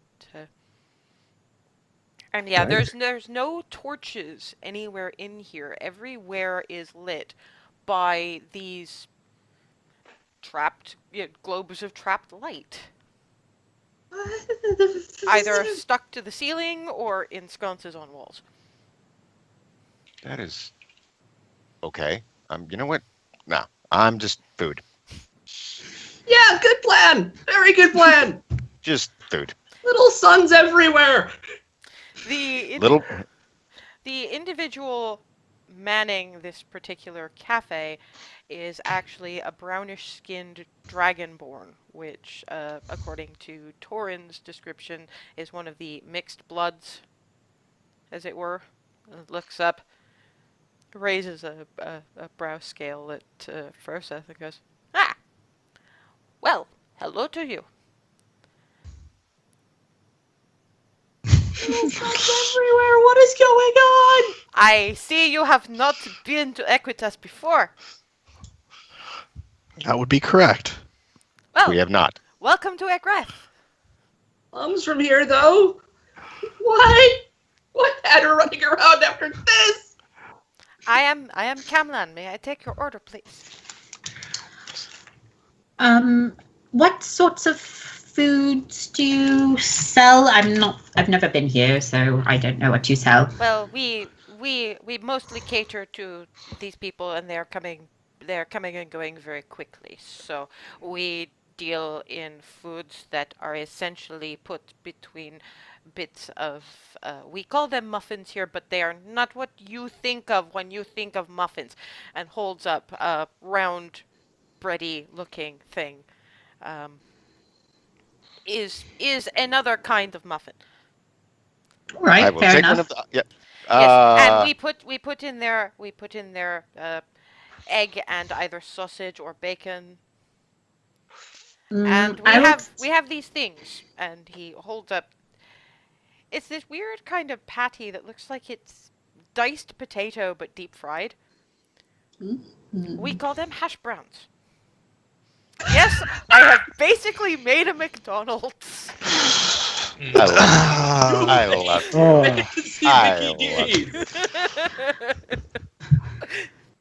I will have a I little. love you, Fess. Thank you. Yes, we have bacon muffins, we have sausage muffins, we have just egg muffins if you do not like the meats. We have the hash browns, we have coffee, we have about 3 different kinds of tea. I would not recommend the pastries so much. The person that we have delivering the pastries has been out of sorts of late. I think that he is having problems with his boyfriend. Is not fun, and I told him it was going to be a problem. Sometimes you get involved with the inventors and things are going to happen. Things are going to go missing. Things are going to essentially sprout little Magitech legs and walk away. I told him this, but would he listen? No. And you have places to be. What will you have? well, Hash browns. We need to get at least one of the sausage things. one sausage muffin for one. Hold someone on, hold extra. on. I'm holding on to this silver. Okay. 1 bacon muffin, 2 sausage muffins, and a hash browns, and a tea for me. What kind would you like? We have this stuff that we occasionally get in from Golden Dell. We have the Egref blends. We have blends from essentially every country in every gubernatorial province in Equitas.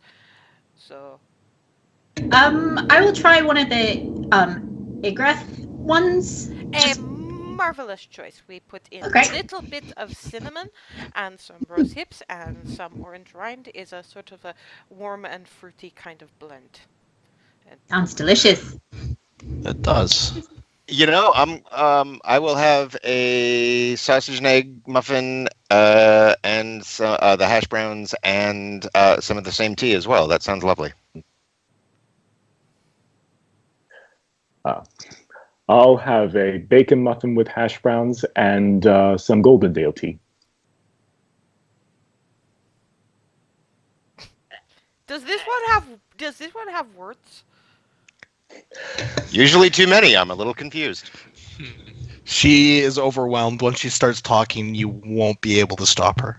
I honestly think I would prefer 2 bacon, 2 sausage, and the tea. Golden Dale stuff. Squids at her. Looks surprisingly at the bow. Oh. Yep. Wait, do you know Mom? If Mom is halfling woman, blonde.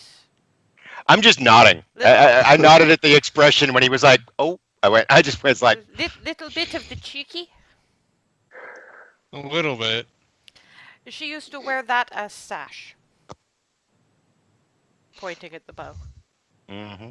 The new reverential. I am beyond reverential. I have gone into that whole space-time place again. The prophecy is true. God. Basically, whatever it is you're ordering, you're looking at a silver piece apart from Clarity and Hazel, who are having some fairly significant orders, so they have 2 silvers each. All right. Mark me down the silver. There we go.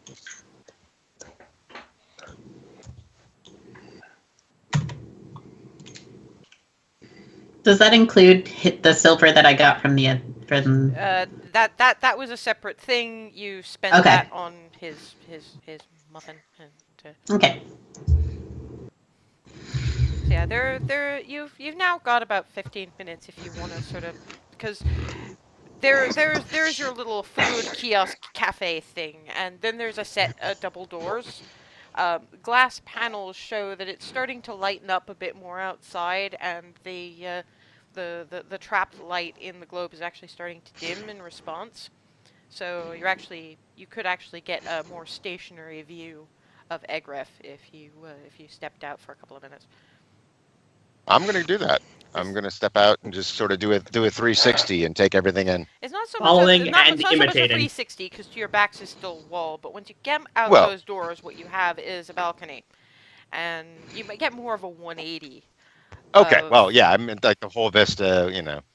Yeah, and that you're facing out to the north at this point, and you're looking at the ziggurat-esque gubernatorial building and the various taller buildings that seem to sort of coalesce around there. From where you are, you can see in front of the ziggurat-esque kind of structure, there's a big, what you could only really call a park. It's the one bit of green in this built-up area. You can see there's field a few miles down, but this is, there's trees and there's a little pond. And even from the height that you're at, you can see there's what looks to be some kind of a platform, a gazebo-ish kind of a thing that must be used as some kind of a performance space. Kamlan, who's obviously seen to the food for the loading people, has sort of come out and followed you and going, "Ah, you see the Conundrum Pavilion What? is something of a, it is somewhere between tradition and law here. All of our major festivals include a riddling thing.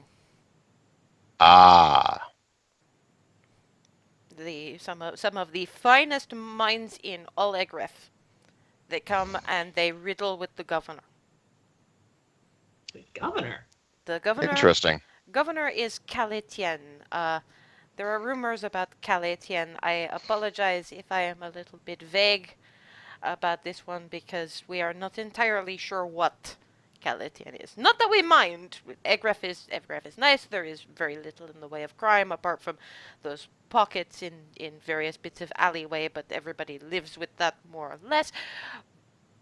But some say that Calétienne is archfey, who does not hold to labels of gender or anything of that type. They just sort of exist to tell riddles and listen to riddles and long conversations and his thing. Some say that Calétienne is a charming human woman. Some say that Calétienne is a rather socially awkward human male. No one is entirely sure, but as long as things keep running more or less on time, none of us mind over much. Fair enough. What was that you said about things sprouting legs and walking away? Magitech malfunction. Not even malfunction. You just Egref is known more or less for its how best to put this. You are all from Baronsvere, mostly. Mm-hmm. Goldendale. Yes, Formerly. yes, you have Aye. said a couple of times now. No, you do not then have the words "mad scientist." What does that mean? You also do not have engineering. People with They build bridges. a different kind of engineering, but essentially these are people with minds as wide as a 40-acre field, and they run around them like 6-year-olds on too much sugar, and they make things. Not all of these things have practical applications. And yes, sometimes they decide that inanimate objects need to grow feet and walk away. Because why not? They make things like boxes that make things cold. Yes, I have one.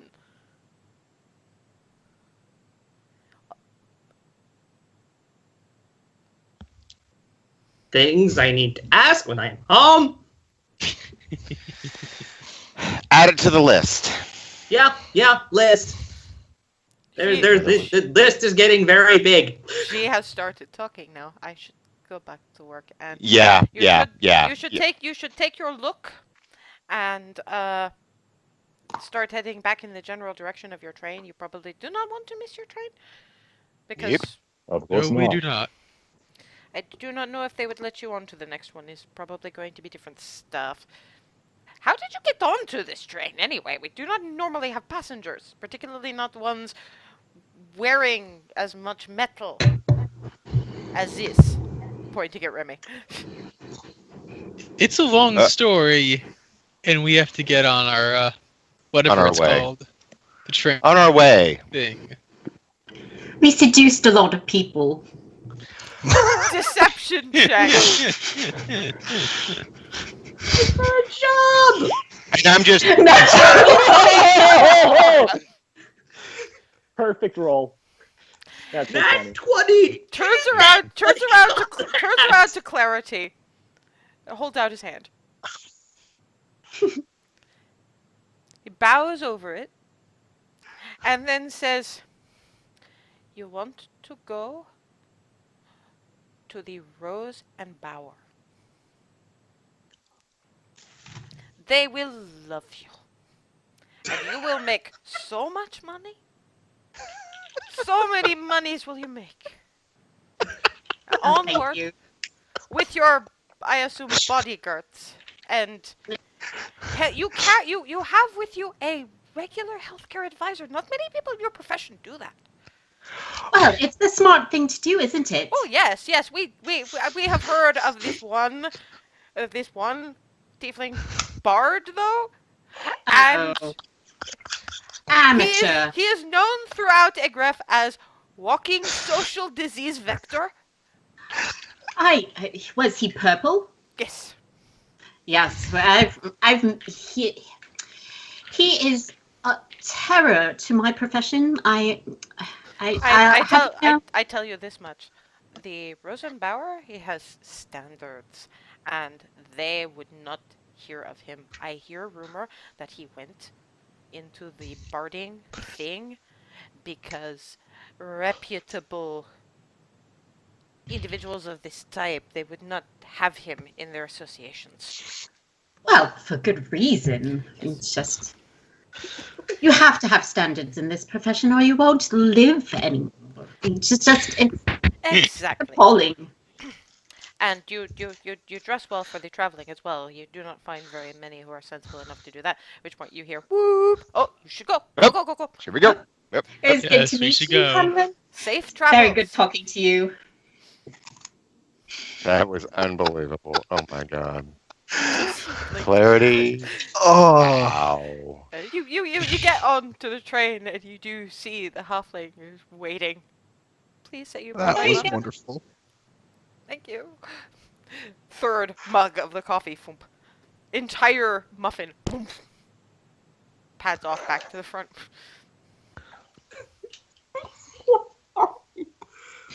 I'm just staring at Clarity. Oh, but once You're we're aboard, amazing. Trickster.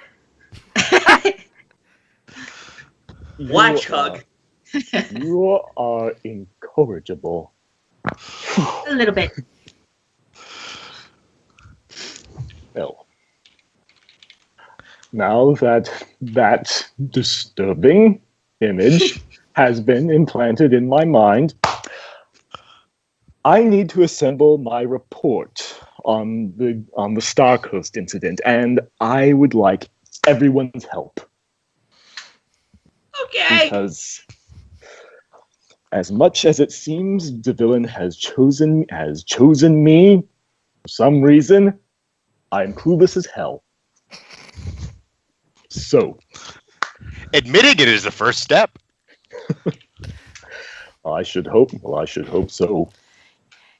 While this is going on, Flitty is sort of ambling between you guys, occasionally getting a nomf from whatever sandwich happens to be passing. I'm just offering Flitty one of the entire sausage ones. It's nearly big as me! I'll just hold it here and have another one then. So I can. So you mostly see Flitty sitting on Hazel's shoulder, nomf, nomf, nomf. I'm attempting to sort of inhale a bacon one. Occasionally on the moving table your, and tear off pieces for him. occasionally trying to move your fingers out of the way of the gnome thing. Mostly, yeah. Mostly. Oh, great. Eventually, though, you sort of run out of you run out of usable space with the fingers. Like, I think I'm full now. I can't eat something that much my size. But thank you. Welcome. Then takes a nomf of the hash brown thing and lands in the little dip in Sigwald's hat, curls up, and does the food coma nap thing. I'm finishing the one that Flitty was working on. I am actually going to very carefully lift up my hat and set it aside. Fairy dragon-itis. Yeah.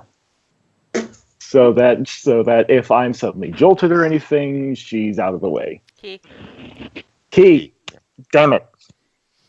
It's okay, given the name and the pitch of the words, I understand, but Flitty is a he.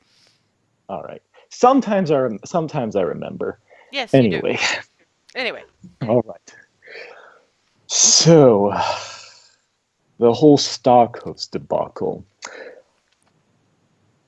This is just initial notes. So for starters, it's who, what, where, doesn't matter, Star Coast, why, how, and when.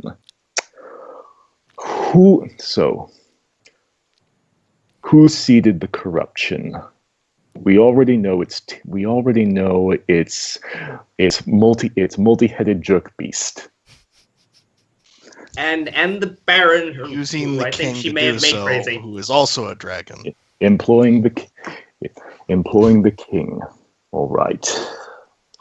That's as Hazel that pointed down. out, the Baron of Star Coast was very much involved. He was. Ooh. I did not know about that. I did not. Oh. So Yeah, the Baron was. Baron of Star Coast wanted this. That was interested in having this happen. Oh goodness. All right. He was made of blasphemy. All right. Taking that down. All right. Like the cultists who are also made of blasphemy. All right. What corrupted the heart of the barony with the boiling meme? Was it? Pretty All much. right. The evil black shit. Right. And why? To claim the power of the barony, but how does... Well, the baronies are magic. All We don't right. exactly know. We don't exactly know the specific hows. All right. So the why is still remains unknown. Well, Power. power. I mean, there's really, you don't really need to get more specific than that. All right. Yeah, It's because happening. baronies, big, Though a lot of magic. Inevitably, It's happening. Says the Inevitably, people someone's going to ask, how does corrupting it grant power? Wouldn't it make it worse? So I don't know. that's so. Bigger things Who to do- who worry do- about, who do we hear- like how to avoid it. It's happening. We don't want it to happen. That's all I need to know. Exactly. All Figuring out how is that's something you're better at than we are. Bingo. I'm trying to remember who we learned this from. Who said it granted power? How did we learn that? Froseth eavesdropped That on was Tiamat and my vision. King Dragon Asshat the Third. All right. So we Learned it because Froseth. heard that directly from the king, thanks to Froseth's vision. Okay. Right. He's scrying. Not scrying. Not quite scrying. And the reason Froseth knows that is because when he was getting that vision from the Earth, he saw Skylar as Skylar. I thought he was getting that vision from Flyer. No, the one he got of The latest Tiamat and the king was fire. This Okay, latest one okay. of home was Earth. All right. And he saw Skylar as Skylar, Okay. not as the little goblin girl. All right. How? Oh, right. That I forgot that was a continuing thing. Right. How? We've already covered this using the boiling meme or some other extra universal corrupting power. What is the boiling meme again? It's the black stuff. All right. Black. All right. Boiling meme. Black ooze. That For lack of a better word, Smells like an alchemical Smells like honey made of blasphemy. All right. Smells like rotten honey. All right. no, not rotten. No, it was like honey that's fake. wrong. Alchemical. Yeah, All right. alchemical, artificial. All right. Alchemical honey. All right. Also, since it's a meme, it's an idea, isn't it? It's information. It's some sort of information, right? Because when we all walked through the fog, even with our protection, we felt something scratching at us. Let me in. Let me in. Well, and then there was the suggestion that Zivelin had locked herself away to avoid it. in order to protect her knowledge. All right. Intelligence check. Actually, From all of no, us? insight check from all of you. All right. That is a nat 1. This does not Ugh. surprise me, and actually works well. 9. This is a 9 from me. That Oh one my as well. God! My rolls have been horrible today. And it's Remy who gets it. Thank you, Remy. It's Remy who gets that if it's scratching and doing a let me in with a purpose, to have purpose, you require will, independent thought. There's a sentience to this extra universal corrupting nasty. There has to be, or it would just be a lot more random than it is. So on top of Tiamat, you've also got whatever the sentience of that shit itself is. Okay, so Remy will be just listening, think for a while, and she looks up, and scratches her chin. How'd you say it?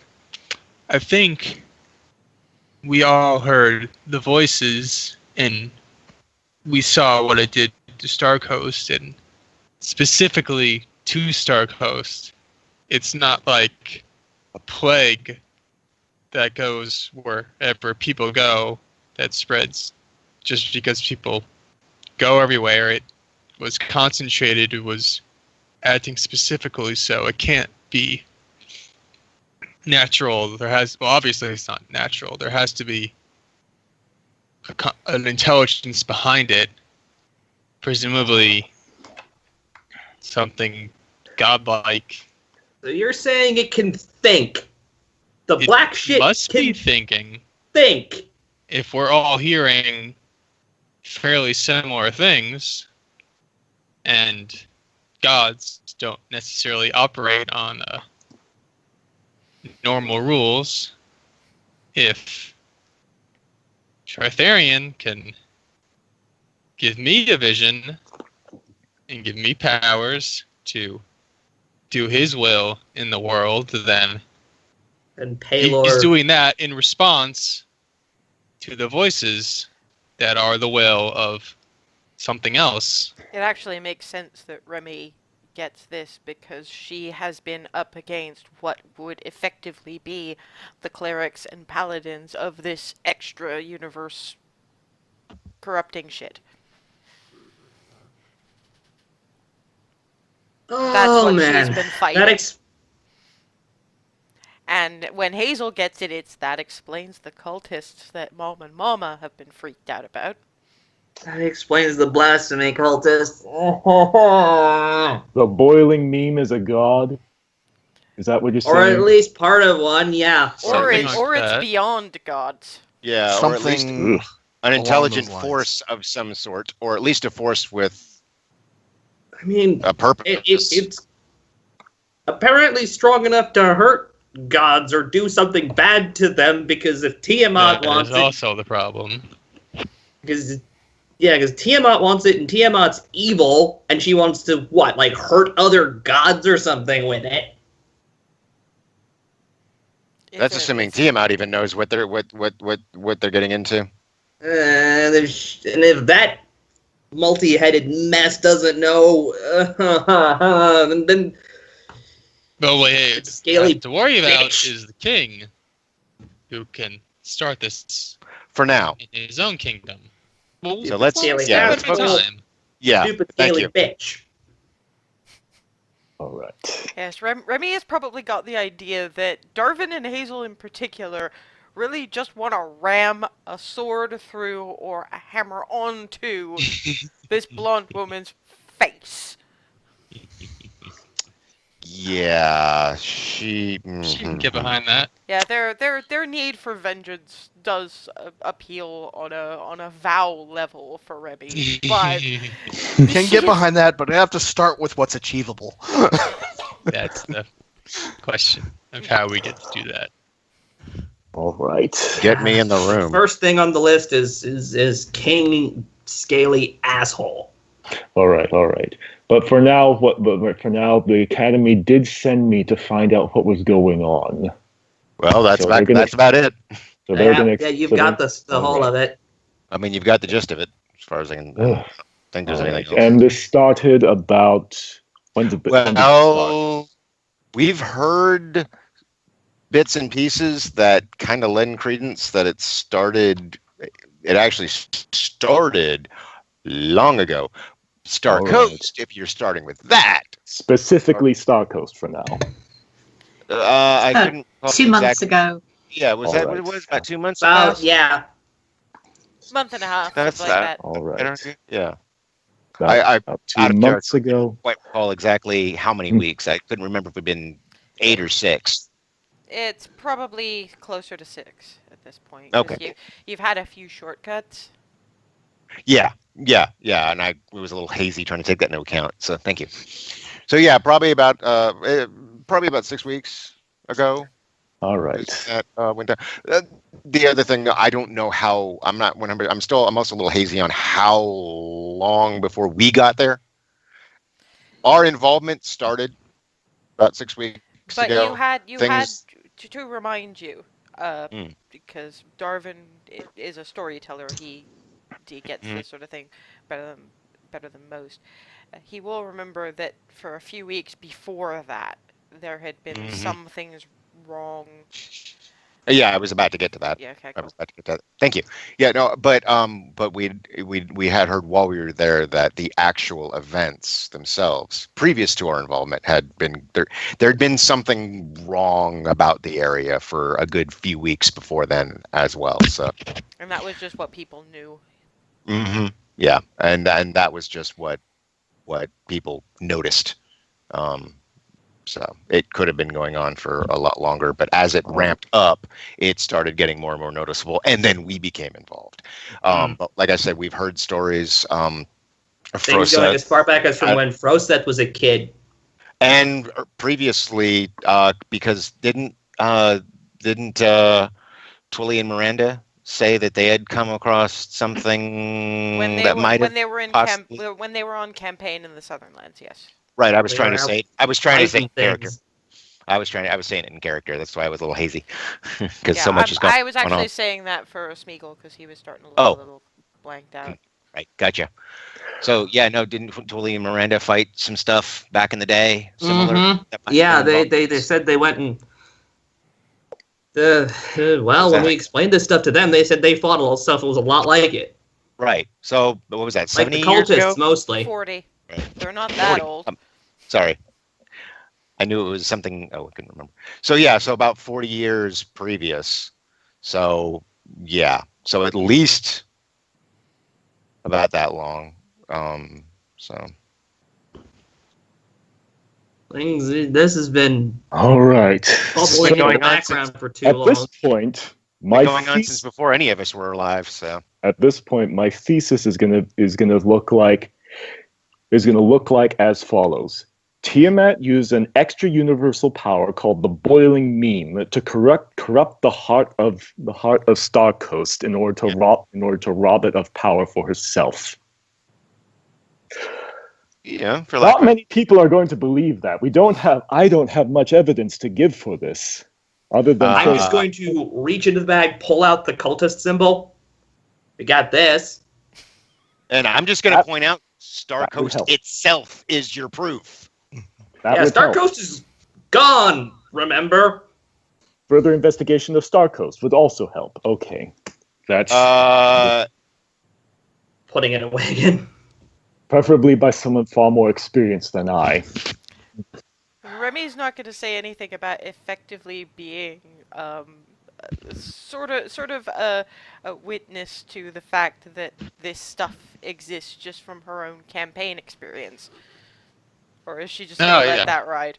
I thought she would have mentioned that before. Oh no, I know, but in the midst of they're doing the talking in circles thing again. Yeah, she's pretty happy to let them talk in circles. You know, she knows she can't stop that. Wow. Oh, Bravo. Okay. Yeah. Oh, Do I have any idea that Remy would have had Yes. at previous encounters? Okay. Remy, okay. All right. All right. So, Definitely Remy, brought you said you've encountered something like the boiling meme before. Can you verify? You can verify this? it. Yeah, we All right. fought a All right. bunch of the cultists, and they were doing all sorts of crazy So shit. yeah, Remy is walking proof. All right. All right. Has it actually twigged for Hazel that if Remy was fighting in the Southern Lands, fighting this thing, and her mothers were fighting in the Southern Lands for these things, that it's been going on in that exact same spot for 40 years at least? Tick, tick, ding. Oh, sweet Paylor. The What? Southern lands are probably covered in that crap. Like it's been going on that long. 'Cause Remy was there, Mom and Mama were there. They all saw this crap. I'm taking this down. The Boiling Southern meme lands are expo for probably 40 like years- for drowning 40 in this years. black shit. If they were drowning in it, we probably would have heard something Notice? by now. Well, maybe it's close to it. One would think someone needs to go check. Yeah, for those of you who have played the Secret World, think Egypt. Oh, You guys didn't tick to that. This is great. Sorry, but I've never played the yeah, Secret no, World. I'm talking to these four, and I'm just. I mean, I was starting to assume. I didn't want to assume because I was Yeah. afraid to assume. that's really what it boils down to. No pun intended there. I just realized what I said. Sorry. No, that's okay. I've done the same thing. Anyway, yes, no, All right. I admit, now that it's come down to where you have to put the pieces together, I'm just. All right. Sorry. You are evil. Wow. Sorry, it's that laugh. Sorry. when So- the DM laughs, it's already too late. Yeah. Anyway, You make the DM sneeze, we all die. All right. It's akin to the Matt Mercer horrible things, horrible things, horrible things, horrible things. oh, you haven't All seen right. the half of it yet. Yeah, we're getting there. All right. Anyway. So, the reason I ask all these questions is because I don't know if they're gonna take the word of the. I don't know if they're gonna take your word on it from your visions. I mean, they certainly didn't take mine on it when I told them that was a villain. Yeah, At well, this point, we have living proof, so I think we're good. All this right. shit cost me my mother. I can count on you to yell at them until they believe you. History check Thank you. from all 6 of you. Okay. History check from all of us. Yes. Okay. Good And- thing I'm high on. I am gonna blow a portent just to make sure the villain help me. I am gonna give myself my goddamn 17 for 6. Which is Okay. good, because that will make you the only person who does actually get it, and it would make sense for you to do so. help me, villain, help me, tell me you've given. Oh, come on. A word comes to you. The Heavens Ward. There's one of the provinces. I now actually have to look up the name proper because.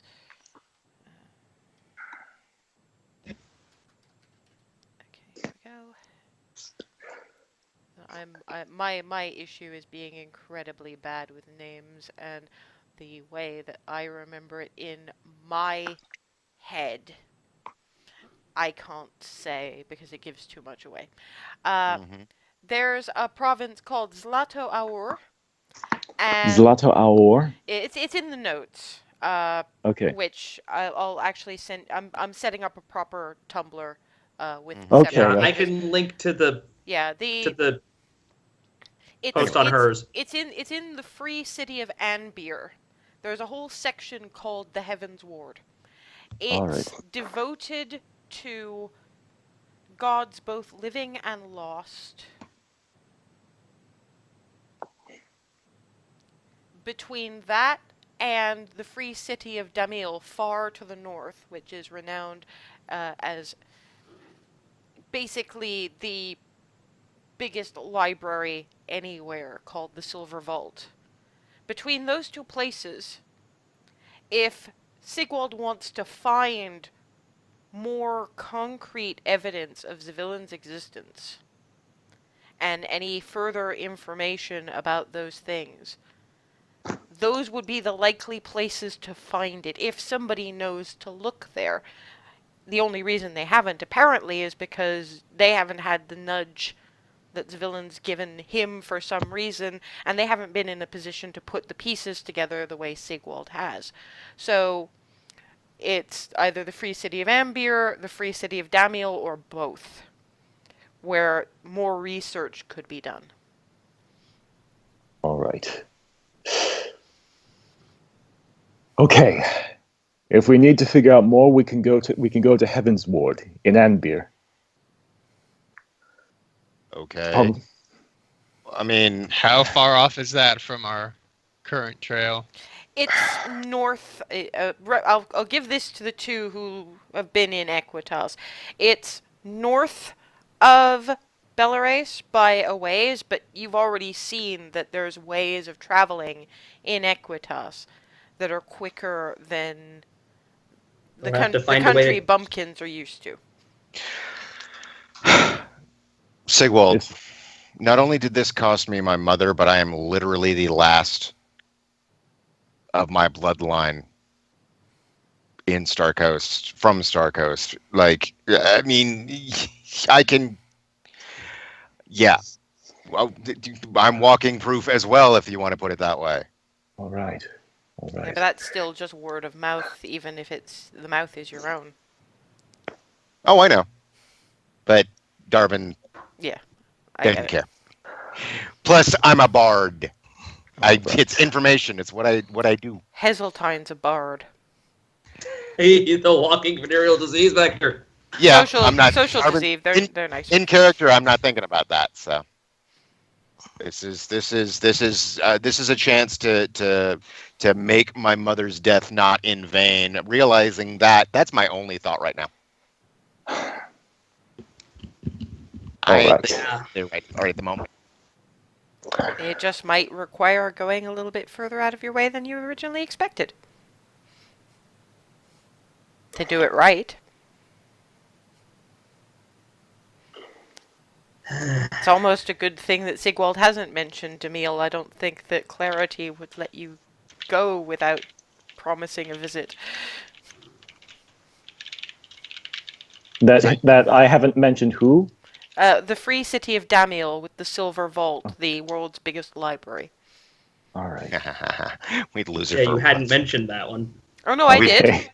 Well, no, Bess You, did. Oh, you did. no, Sigwald did. Sigwald didn't. Yeah, okay. All right. We'd lose her for a month. Okay. Damio Library. That's the other No, one. years. The library is called the Silver Vault. The Okay. city is called Demille. But it's way north. Not many people go there because the trip is that hazardous. Sigwald, let me ask you this: so, if we go with what we have, do you think that'll be enough, or do we need more? I'm not letting my I mother's don't- death in vain. God damn it! All right. Well, the academy is probably not to be convinced unless we go further out of our way. So, but we are going to be. But I'll deliver my incomplete report and then my follow-up after you still have the going letter. to Damio. And we And still we have still got to that, so we deliver the deliver it thing while to we're the. there. So we have the letter. We'll give them the report, and if we need more, we'll go from there. I guess. Hopefully, they believe us. If not, I guess we'll go on and get more evidence for them to. Or do we? I don't know. You know them better. You know them better than I do. Do we want to just go with what we have? Will they prevent us from going from continuing this if we go to them with what we have now? They're not stopping me. Exactly. Remy, I have a if- question. Yes. When you were in the Southern Lands, were you fighting against a death cult? Yes. Yes. Were they wearing the same symbols as the one that Hazel has?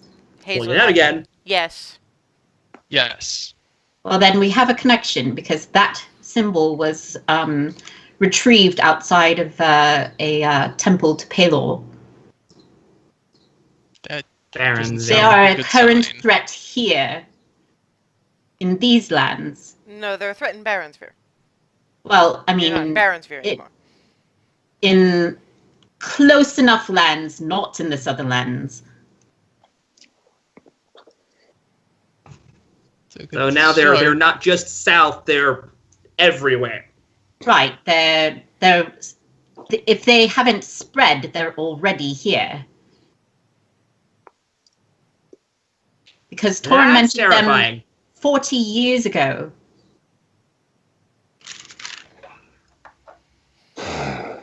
Yeah, that's a scary thought. They'll probably be more convinced if I tell them that's these cultists, which is not a lie. Yeah, given they're worshipping the blasphemy. That If there Tiamat is are involved. other we only- cultists in the region, any duke or king or whoever that we can actually trust to be responsible should have heard about it. If it's gotten to the point where they're It was a small. enough that they've started being less subtle as the thread rises up, then it forces a response, like when my company was hired to fight that one band. For the record, you were close enough to Mount Pelor that you weren't specifically in a barony.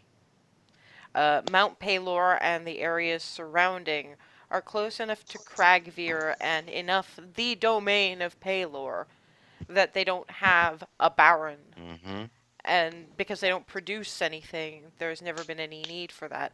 The closest barony to that, excluding some bits of spots like Goldendale and Cedar Grove, technically the closest in terms of geographical similarities is Black Crown, the ruling seat of King Janer and the Third. So yeah, it was So all that said, So it's entirely So- possible they're coming out of the ruling seat. And as far as we know as well, they're responsible for all the Silver Dragonborn except me being gone. yep. And that's reason enough to Yes, but it's still not their problem. That's a reason enough for Pelor to want to burn them out of existence. This is actually news to Sigwald and Remy, if memory serves. Mm-hmm. Mountain All of right, Table? it probably didn't come up after they joined. Nope. It's not exactly For- something you bring up in casual conversation. First, No, Yeah, by fact the that way, he's I'm the last last of silver my kind. isn't a thing you just Yeah. say. so this Lord. comes out and like what? Wait. Oh yeah. By the way, What happened to the rest? What happened to the rest of your kind? What? They're apparently all dead. Oh, Gone. All of them.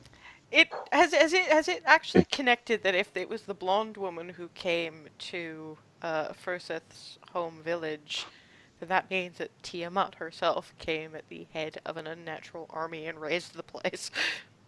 Yeah. Okay, good. I Just think making that sure. connected, yes.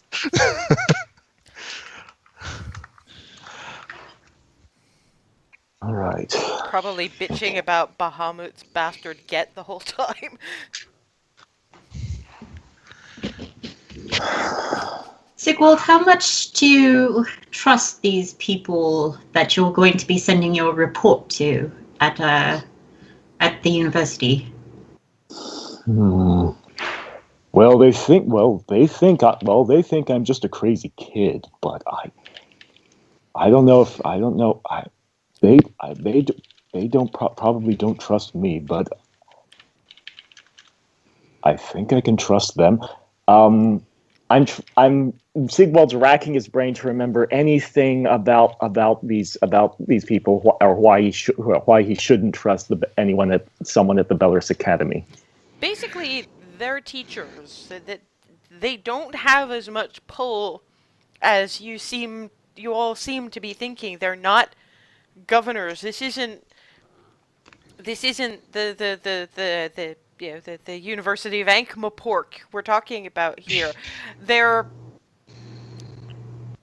academics. They study magics, but they want to know because they want to know, not necessarily because they're going to do anything about it. All right. So wait, Alright. Sigwald, hold on. So wait, you're giving a report to the university. What to the university? What are they? We have a letter to to an actual official university. What are they going to do?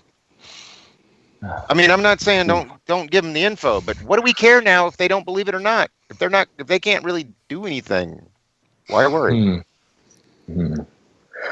Well, I the thought boiling you were meat. reporting to somebody with I'm sorry, no offense.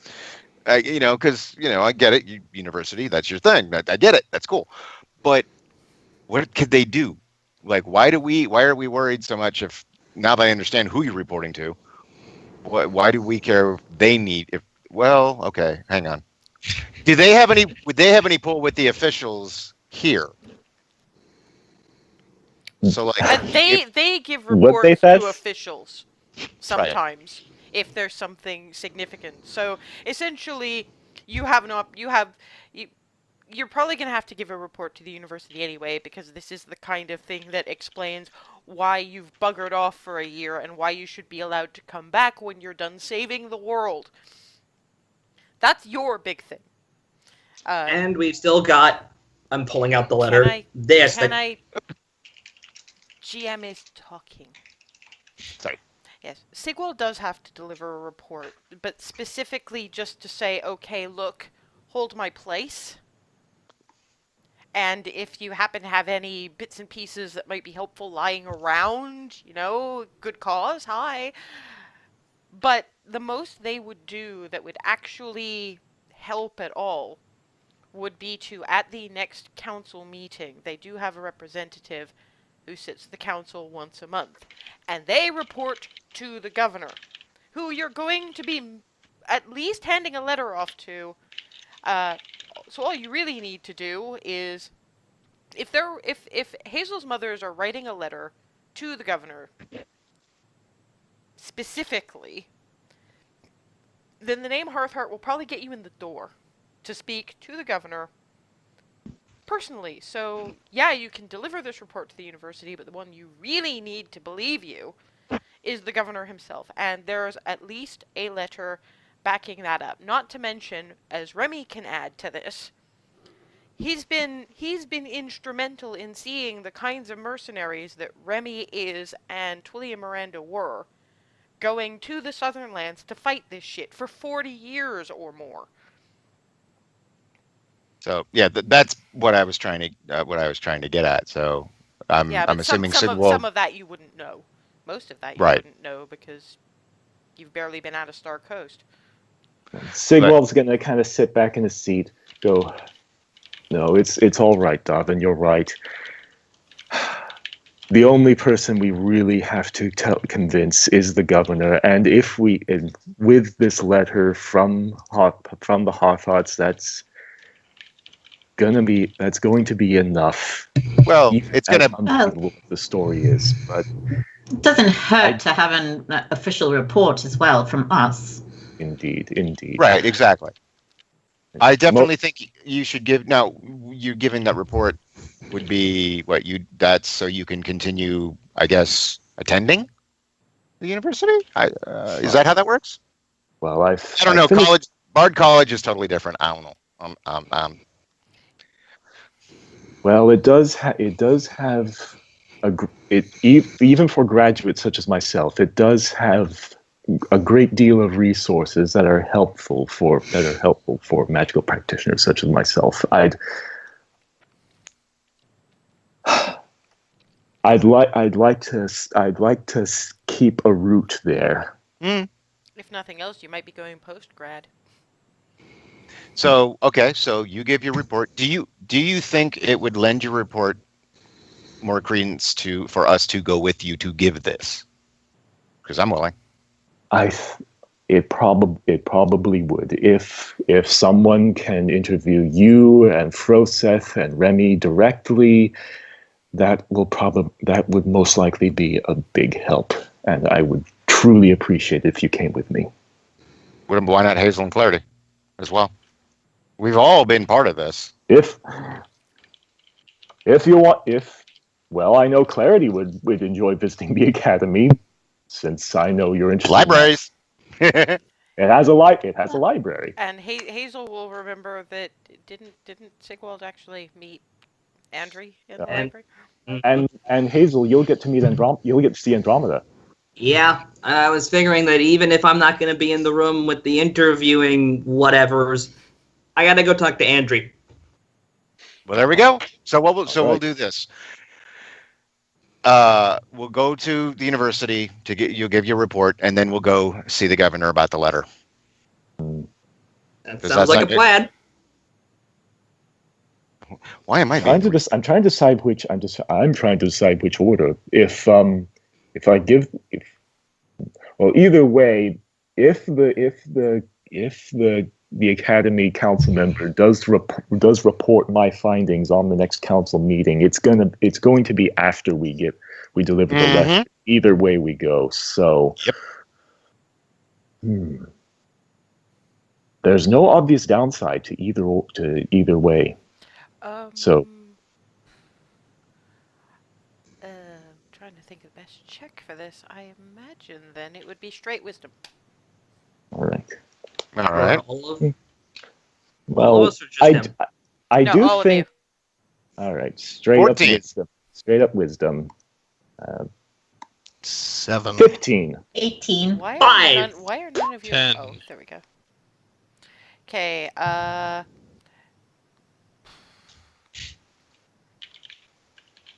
Clarity and Sigwald a little bit wibbly on it. Governor would probably appreciate not being the last to know. You don't want to offend this individual, so it's probably best to go there first and tell them that you might be receiving a follow-up of a similar nature from the university. They might look into it on their own recognizance, you never know. But either way, it's probably best to, if you can speak to the person at the highest end of the totem pole, don't make them think they might be an afterthought. Ever. So we should probably, go into the governor first. Oh, you're right, Clarity. It makes more sense anyway to go straight to the top and top down. Make the information known to the person who can do the most about it, and and also, I mean, so that when the university people, I don't know what they're called, professors, give any sort of report later on, then it's just bolsters our information. Right. Gotcha. Mm-hmm. Yep. Good. Yeah, you're right, Clarity. I should have realized that, right. but Thank you. Thank you. Yeah, no, I should have realized that, but mom was pretty hands-on with the running of things, so there wasn't really anybody else to go to, so I didn't think of that. I should have. Okay. Yeah, no. Yeah, we'll do that. I lived I thought the Baron from Goldendale was going to be a spherical ass barrel. Spherical? So I had no idea. Well, I mean, they do call that little bit of. That man was like stick people. I mean, they do have, barrels do have bungs, so I suppose that works. But anyway, just ass barrel. I'm just trying to imagine that. Never mind. Okay, that's an image I don't need.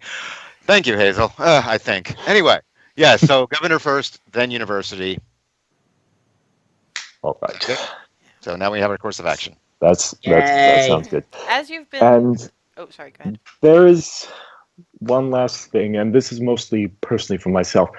Hazel, Man, When I mentioned the villain, you said something that in retrospect is quite interesting. He knows things. You said that as though you had figured out some things about the villain that I was, and it was not so much that it was more as though I was in on a secret that you had that you yourselves had discovered.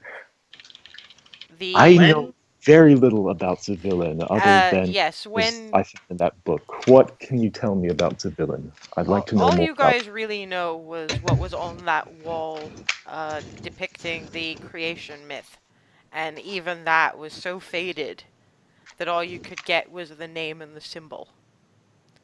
you don't know that much. All we know about is the thing you're wearing, that symbol, and the name. What we read was a wall carving thing that had been Well, half there was some destroyed. supposition about what why Zivelin might be gone. We don't know too much about her, but why she might be gone would be to avoid her knowledge being tainted by this thing that is he was there tainting for gods. he was there for that one. Right. Yeah. And Alright. it's just Most sort of anything weird. else yeah. So no, we So don't. I didn't forget to ask anything. All right. Well, Yeah, I did, but yeah. The Heavens Ward would probably be where you would need to go to find out more. It's just that that's not generally a thought from your more wizardly colleagues who don't get. They look at it as an arcane science, as it were, and they don't have quite the same truck with the gods. When we're in Belarys, do we want to check in on some of the other knowledge-ish sort of gods in their temples? I think after Star Coast, we had mentioned maybe Broncala or Sune for things of love and beauty or music or stories that might also be corrupted at some point. I mean, I don't have. Doesn't hurt to ask. Yeah, I mean, I haven't got much use for. I mean, the music is nice, but for gods myself. But I mean, oh, you know me. I the have more nothing to do with the gods if I can help it. the more goes. I mean, I wouldn't mind looking into the music. I would have said the name. I out of character. I can't recall it. That is Broncala? I thought it was the other one. Nope. My bad. Sune is love and beauty. Broncala is music. Ah, okay. I got them reversed. Thank you. Yeah, I mean, I wouldn't mind finding out a little bit more about Broncala. I mean, hey, music. I mean, there's at least that common ground. So, and like I said before, I have said in the past, if that gets corrupted, oh man, we're all screwed. Yeah, that's to still be walking in the sun, yeah? Yeah. we walk in the sun burns the filth. I hope. We walk in the sun, and the sun burns all evil. Thank you. That Sorry. would be the ideal solution. Assuming that we're not dealing with something beyond evil. As you've been having this conversation and as it's starting to draw to a close, you have more of the opportunity to, let's face it, given country mice of you, be distracted by the view from out the windows. There is a certain amount of field and off in the distance, but you're heading sort of towards it. You're now on an angle, heading a bit more south, Belarys being on the coast. But you're also seeing Star Coast and a bit-sized cities as you pass. Now that it's light, you're mostly just seeing them as, structures in the distance, but they do span out. And these are, like I say, a little bit bigger than Star Coast, which for Darwin was pretty damn big. But now that you're out on the flats and you're not going through tunnels, you're going at a speed that basically makes them a blur, and the only reason you know how big they are is because they don't go like that as you're looking out the windows. But there's, and off in the Whoa. distance to the north, you can sort of see it's mostly plains. The southern shore is a lot of rocky cliffside. You can imagine there's not a lot of dock. There are a couple of high wooden platforms that you can just about make out, mostly because there's this balloony looking thing on, basically tied to at least one of them. Remy actually is the one of you guys who really recognizes an airship. It's how she got to the Southern Lands. You know, she and her crew, because obviously... Remy, what is that thing? That is an airship. Wait. A what? It's a ship that flies. All right. You could like see and or hear the gears rattling in my head. I smell the smoke from over here. Flying. Shit.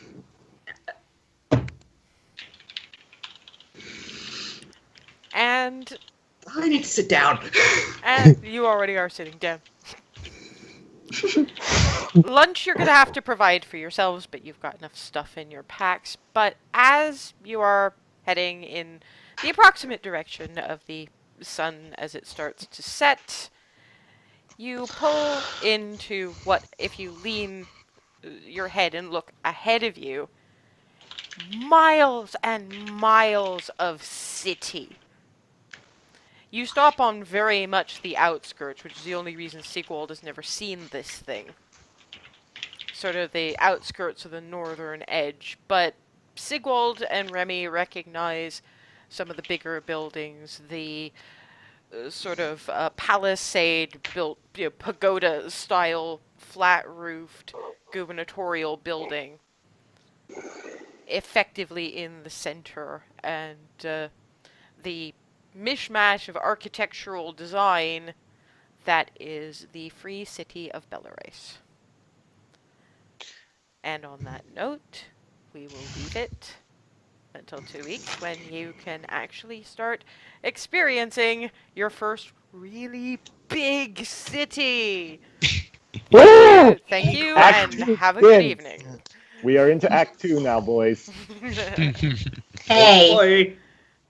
Bye, guys. hey. What? I'm a girl. And boys and girls. What's Act 2, boys Yeah. and girls?